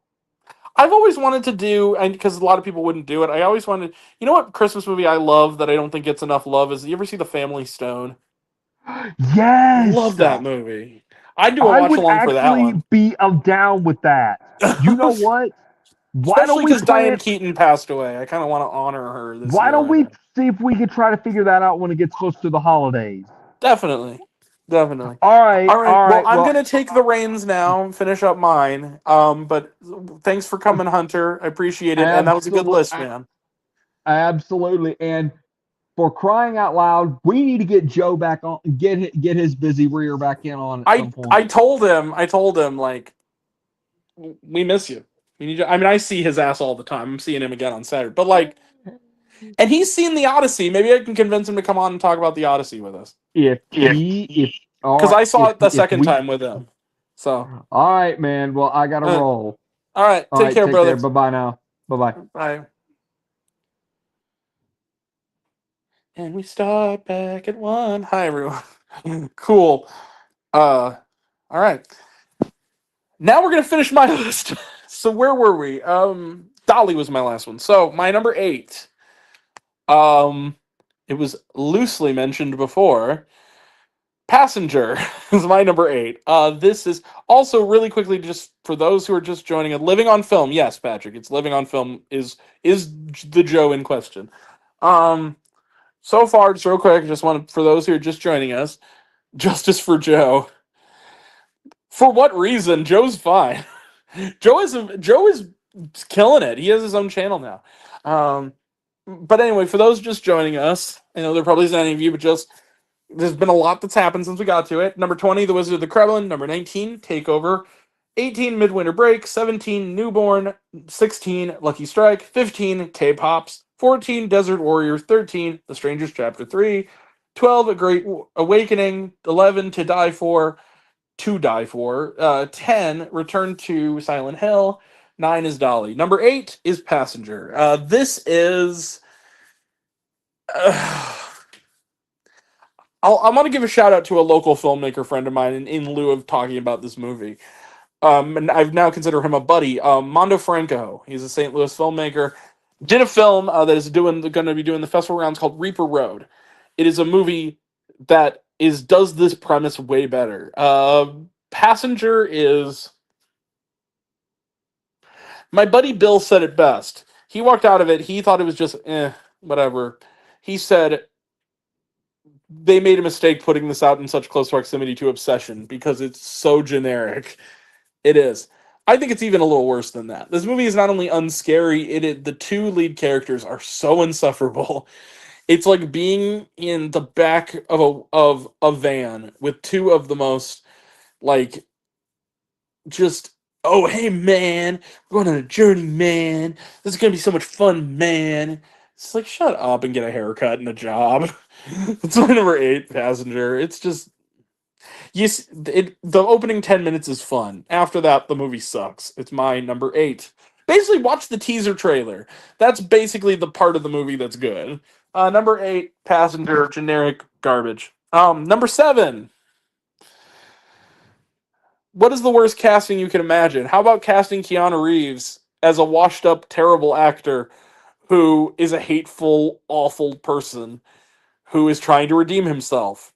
Yes, you heard that right. Keanu Reeves as a recently canceled actor on an apology tour. You get one of the most insufferable pieces of satire ever created. Outcome. This is number 7. This is the second feature film directed by Jonah Hill. He also did mid 90s. which was a good movie. What happened? This movie is insufferable. It's pretentious. It is not at all funny. It has no likable characters. It is a packed cast full of people who have nothing to do. All stars: Cameron Diaz, Matt Bomer, Keanu Reeves, as I mentioned. Um, Martin Scorsese. I think I mentioned Cameron Diaz. Kerry Christopher, who is the kid from Weapons and more recently Spider Noir. He's one of the better elements, and even his character was unlikable. Unit bunch of cameos. Yeah, your cast list is big. Um, David Spade, who's also another movie. Kaya Gerber, Laverne Cox, Roy Wood Jr., Susan Lucci, Drew Barrymore, like all these people who should know better, and Jonah Hill, the actor Jonah Hill, who is also the director here. Just what an insufferable, shrill, annoying piece of garbage. Number 7, Outcome. Don't watch it. It's bad. It's not even fun bad. Number 6 is one of the worst anime films I've ever seen. Labyrinth. I saw this the same day I saw Takeover. Not to be confused with the Jim Henson movie. This has nothing to do with Jim Henson movie. That movie's wonderful. This is a totally different. That has the same title, totally different movie. This is a movie that doesn't even pass my most obvious sniff test.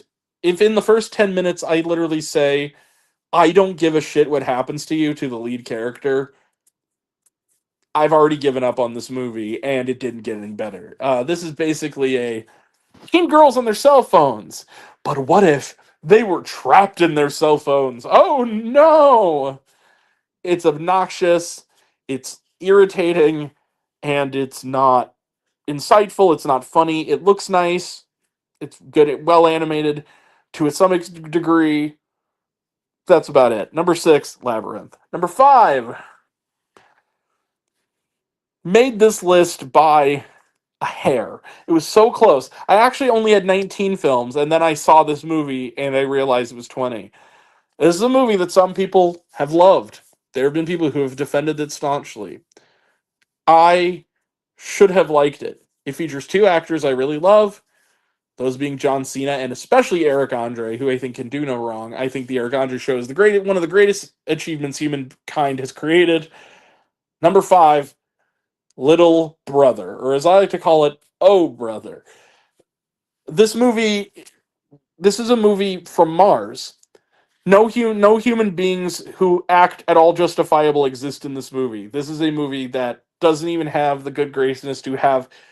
It's a movie that's set in the real world, and yet its characters are ignorant and stupid in a way that could only exist in a cartoon world. Nobody acts like a normal human being in this movie. Everybody in this movie is insane or stupid. There's no middle ground. It's not funny. It's often just straight up gross for the sake of it. Like, I love a good raunchy comedy as much as the next guy. What is inherently funny about, Michelle Monaghan giving John Cena a rim job in the backseat of a car? Like, there's just not. It's not in and of itself funny, and the way it's executed it's not funny at all. There's a few mild chuckles here. I liked Sherry Cola. She was good as sort of this. The sort of love interest of Eric Andre's character, who is John Cena's assistant. She had some cute moments. I liked when she serenades him to win him back to The Reason by Hoobastank. That was funny.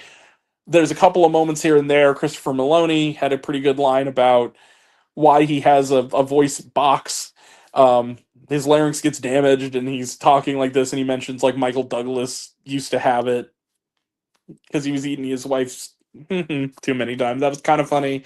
And there's one bit involving Eric Andre's roommate making a anatomically correct doll out of fruit. It was kind of funny. Otherwise, this movie can kick rocks. This movie was just irritating and insane and not funny. It's number 5, Little Brother, Oh Brother. It's my number 5.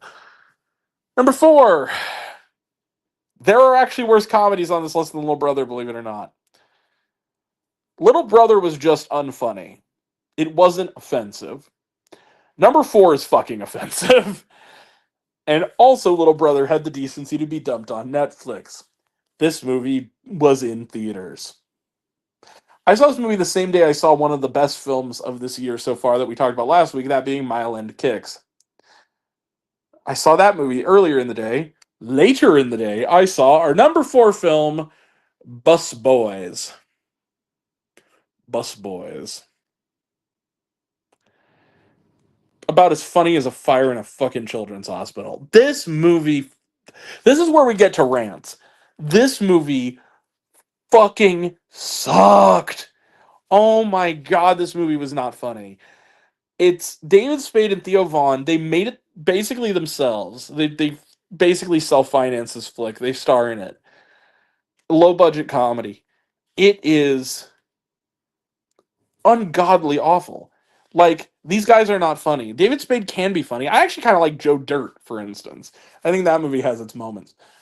This movie is, every joke is, black people, am I right? Gay people, am I right? Trans people, am I right? Women, am I right? Mexican people, am I right?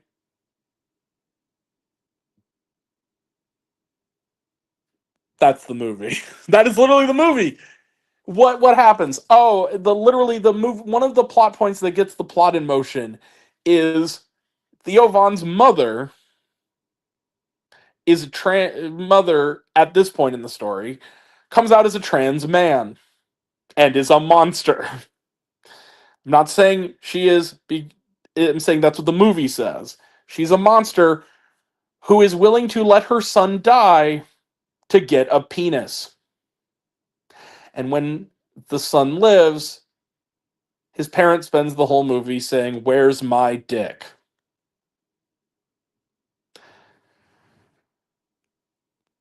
Laugh, damn it! There's a scene where there's obvious AI special effects of rabbits. And it's funny because they're running over rabbits by accident. It's funny because the rabbits die.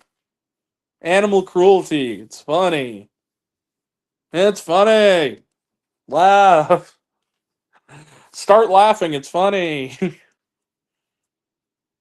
We have a character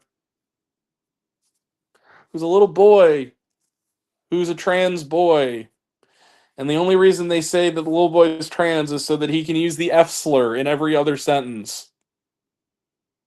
Because homophobic slurs are funny. Coming from the mouths of spunky little kids, even funnier. I hated this movie. But like any comedy that throws everything at the wall, there's no plot. These guys believe that they can win their girlfriend back and also get money for their parents, surgery by becoming waiters. And they start as busboys at a border town restaurant. And that's the movie. Shenanigans. Chris Elliott's in this. Why? They made Chris Elliott not funny. I didn't actually think that was possible, but they found a way to do that. I hate you, bus boys. I hate you so much. There are 2 mildly funny moments. I'll tell you to them right now. There's a line where somebody says somebody is as dumb as Kennedy after the first shot. That was kind of funny. In a twisted sort of way. There's another part where a character is being interrogated by a cop, and the cop says, "You know what I'm going to do to you? You know what I'm going to do?" He goes, "What are you going to do to me?" He goes, "I'm going to drag you out into the desert and beat you with a shovel for 3 days." That's it. And if you're wondering, that's not that funny, Grant. Those are still kind of bad. I was desperate. This movie and Little Brother kind of feel of a piece in that the comedies that are so unfunny that it actually is painful. You know, like when you really are in a comedy and you want to laugh, you want to find something amusing to say, but the laugh kind of sticks in your throat and it becomes awkward and it makes your stomach hurt and you just feel uncomfortable. That was the whole experience of watching Bus Boys. At one point, a friend of mine who was an usher here, and this is the last thing I'll say on it, it was an usher friend of mine named Gabe. He walked in the theater. It was a packed theater, sadly. full of people who were laughing their head off. I was sitting there and I was kind of just, come on, like that. I caught his eye. He looked over at me. He had this like, kind of gave me a look like, yeah. And I said, yeah. Basically, it sucks. He goes, and his look of, I'm sorry. Yeah. It's my number 4, plus boys. Anyway, it sucks. Don't bother. Number 3. Hey, you know what Taken needed? One of the worst twist endings ever. And Mila Jovovich, apparently. Protector. This movie was actual offensive garbage. This is a movie that has nothing meaningful to say about human trafficking, that, dear God, it's awful. It is exploitative, it is badly made, and then it has a twist ending that is so cruel-hearted and so tone-deaf and so mean-spirited. My jaw dropped. Like, I literally could not believe they actually did when I realized that's what they were going to do. I was like, please tell me you're not going to do this. And I'm like, oh my God, you did that. I'm not going to say what it is, but it's horrible. And you can probably assume, based off of information about the movie's plot, what it's going to be. It didn't earn that twist. It was mean-spirited. I hated this movie. The only part that was kind of enjoyable was Matthew Modine in not giving a shit mode as a soldier who was sort of impressed with Jovovich's skill. Other than that, this movie was terrible. Protector. Remember the name? Skip the movie. It's my number 3. Number 2. I'm not going to call this movie what they want me to call it. I'm going to call it what it is. Not fucking Animal Farm. This is not Animal Farm. This is somebody who looked at the front cover of Animal Farm and said, it's about animals. They're wisecracking, I bet. This is a kid's movie. This movie's existence by nature doesn't work already, because Orson Welles said, not Orson Welles, dear God, George Orwell, rather, said, I don't want this film to be in the children's section of the library, this book. It's not a children's story. This movie is terrible. The only respite of any kind I got is I was the only one in the theater the day I saw it. It is just... Seth Rogen didn't promote this movie. Most of the cast didn't. And I know why. This movie is an absolute abomination. This movie's not funny. This movie is a really offensive take on a really, really good piece of literature that deserved better. Andy Serkis, I don't know what you were doing. The level of talent here. Nicholas Stoller wrote this. He's written some good movies. He wrote, like, Forgetting Sarah Marshall. He's one of the writers. The Muppets. Of Storks. Really underrated animated film Storks from about a decade ago. Like, what happened? This is the Neighbors movies. Like, he's written some good flicks. With Seth Rogen. He co-wrote Platonic, the really wonderful series with Seth Rogen that's on. I don't know what happened here. Animal Farm, not Animal Farm. It's like George Orwell's Allegory. If instead of allegory, you have a farting pig joke and a pig twerk joke and jokes about social media and cell phones and Kieran Culkin as a bad guy and Woody Harrelson, who sounds like he's auditioning for Simple Jack as the narrator horse. I hated this movie.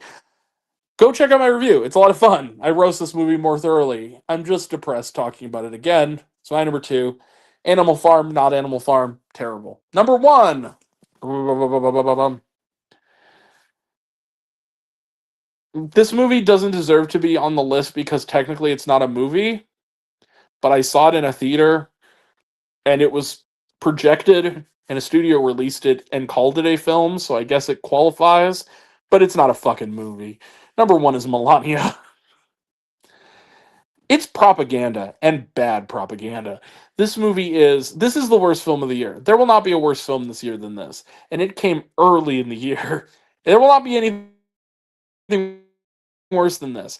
I saw this movie in the theaters. I did not pay to see this movie. I refused to pay to see this movie. I used my free pass that I had to see this movie, and it was a waste of that. I want the free pass back. This movie is an anti movie.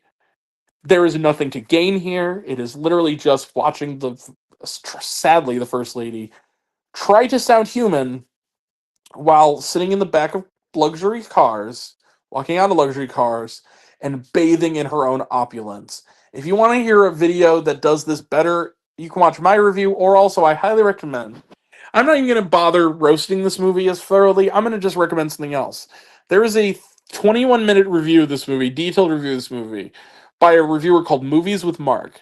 He is a great reviewer. You should. He did one of the best movie reviews I've ever seen. It was a review of this movie called, I think it was like Melania, a Monument to Nothingness, or a Celebration of Nothingness. It is one of the best reviews for a movie I've ever seen. And he goes into every reason, pretty much perfectly, why this movie is objectively not a movie, and it's terrible. Brett Ratner, never come back.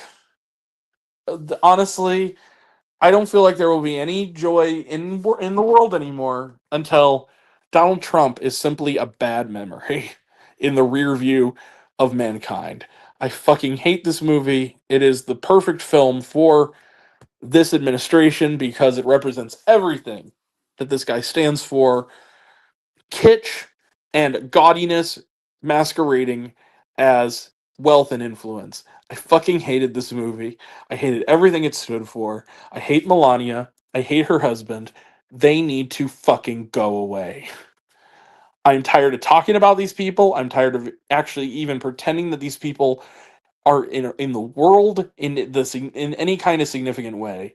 They should have been a memory a decade ago. This should have been a joke that went too far and somebody put a stop to.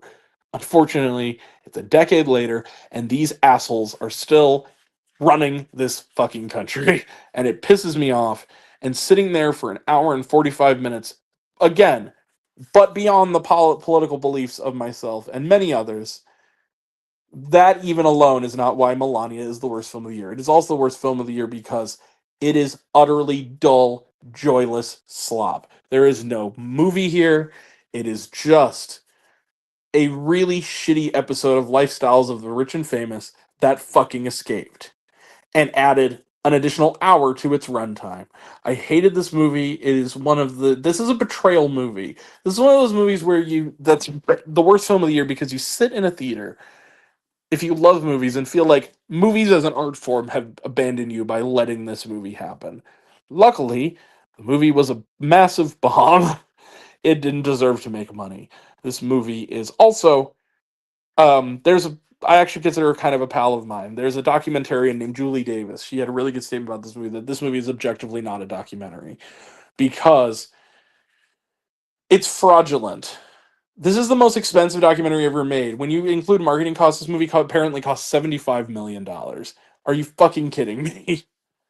This movie is truly a monument, and that's pejoratively, to everything the people it's about stand for. And I fucking hated it. It is the worst movie of the year. It's one of the worst movies ever. But even calling it that feels like it's being too nice. This is not a fucking movie. This is a campaign ad. This is a bargaining chip. This is a monument to the idiocracyization of America. And I fucking hated it. Melania is one of the most depressing experiences I've ever had in a theater in my entire life, and that is almost an entire life, over 30 years of seeing movies. I truly, even seeing this movie for free, I feel very, very cognizant of the fact that my life is an hour and 45 minutes shorter than it was going into Melania, and I'm never gonna get that time back. I fucking hated this movie. It's my number one. This is supposed to be a fun show. Anyway, that's the worst films of 2026 so far, everyone. Thank you so much for watching. I appreciate all of you. We will be back soon. Stay tuned this week. We got a ton of movies coming up, a ton of them. It's going to be a movie review palooza. We got Hadestown the musical coming up. We got Her Private Hell, the new NWR film coming up. We got also The Dink, 72 Hours, both new comedies. One starring Jake Johnson, one starring Kevin Hart. We also got stuff like Bad Counselors, Haunted Heist, Avatar Aang, The Last Airbender, which I can't wait for. And what else we got? Pinocchio Unstrung, like I mentioned earlier, and more. So that's all coming up, man. And the next week we got The Devil's Mouth, Spider-Man Brand New Day, and the new Greg Araki flick, I Want Your Sex. So we got a packed July still to come. So yeah, guys, thank you for watching, and let me know in the comments when you're gone. What were your worst films of 2026 so far? Give me a top 5 list. Give me a top 20 list. Give me a top 100 list if you want to. Tell me what you want. If you hated any movies this year, I want you bad wrong badong. Now that's a masterpiece. Go. That's a good idea. Go check out Kung Pao Enter the Fist. That's a much better than anything on this list. Anyway, wow, that's a lot of nuts. $3, baby. Anyway, go check out Bad Kung Pao Enter the Fist. It's really fun. Anyway, but that's it. If you hated any movies on this list or on your own personal list, comment below. Let me know. Seriously, I want a list. I want to see what you got. So yeah, that's coming up. All that stuff's coming up, and comment. Tell me your worst of the list. I love you guys. Thank you so much. The midterm report is now done. Thank you, and good night, everybody. Thank you so much for hanging out. I love you guys, and like, subscribe to all the things if you haven't, and I'll catch you guys in the next one. Take care. Bye.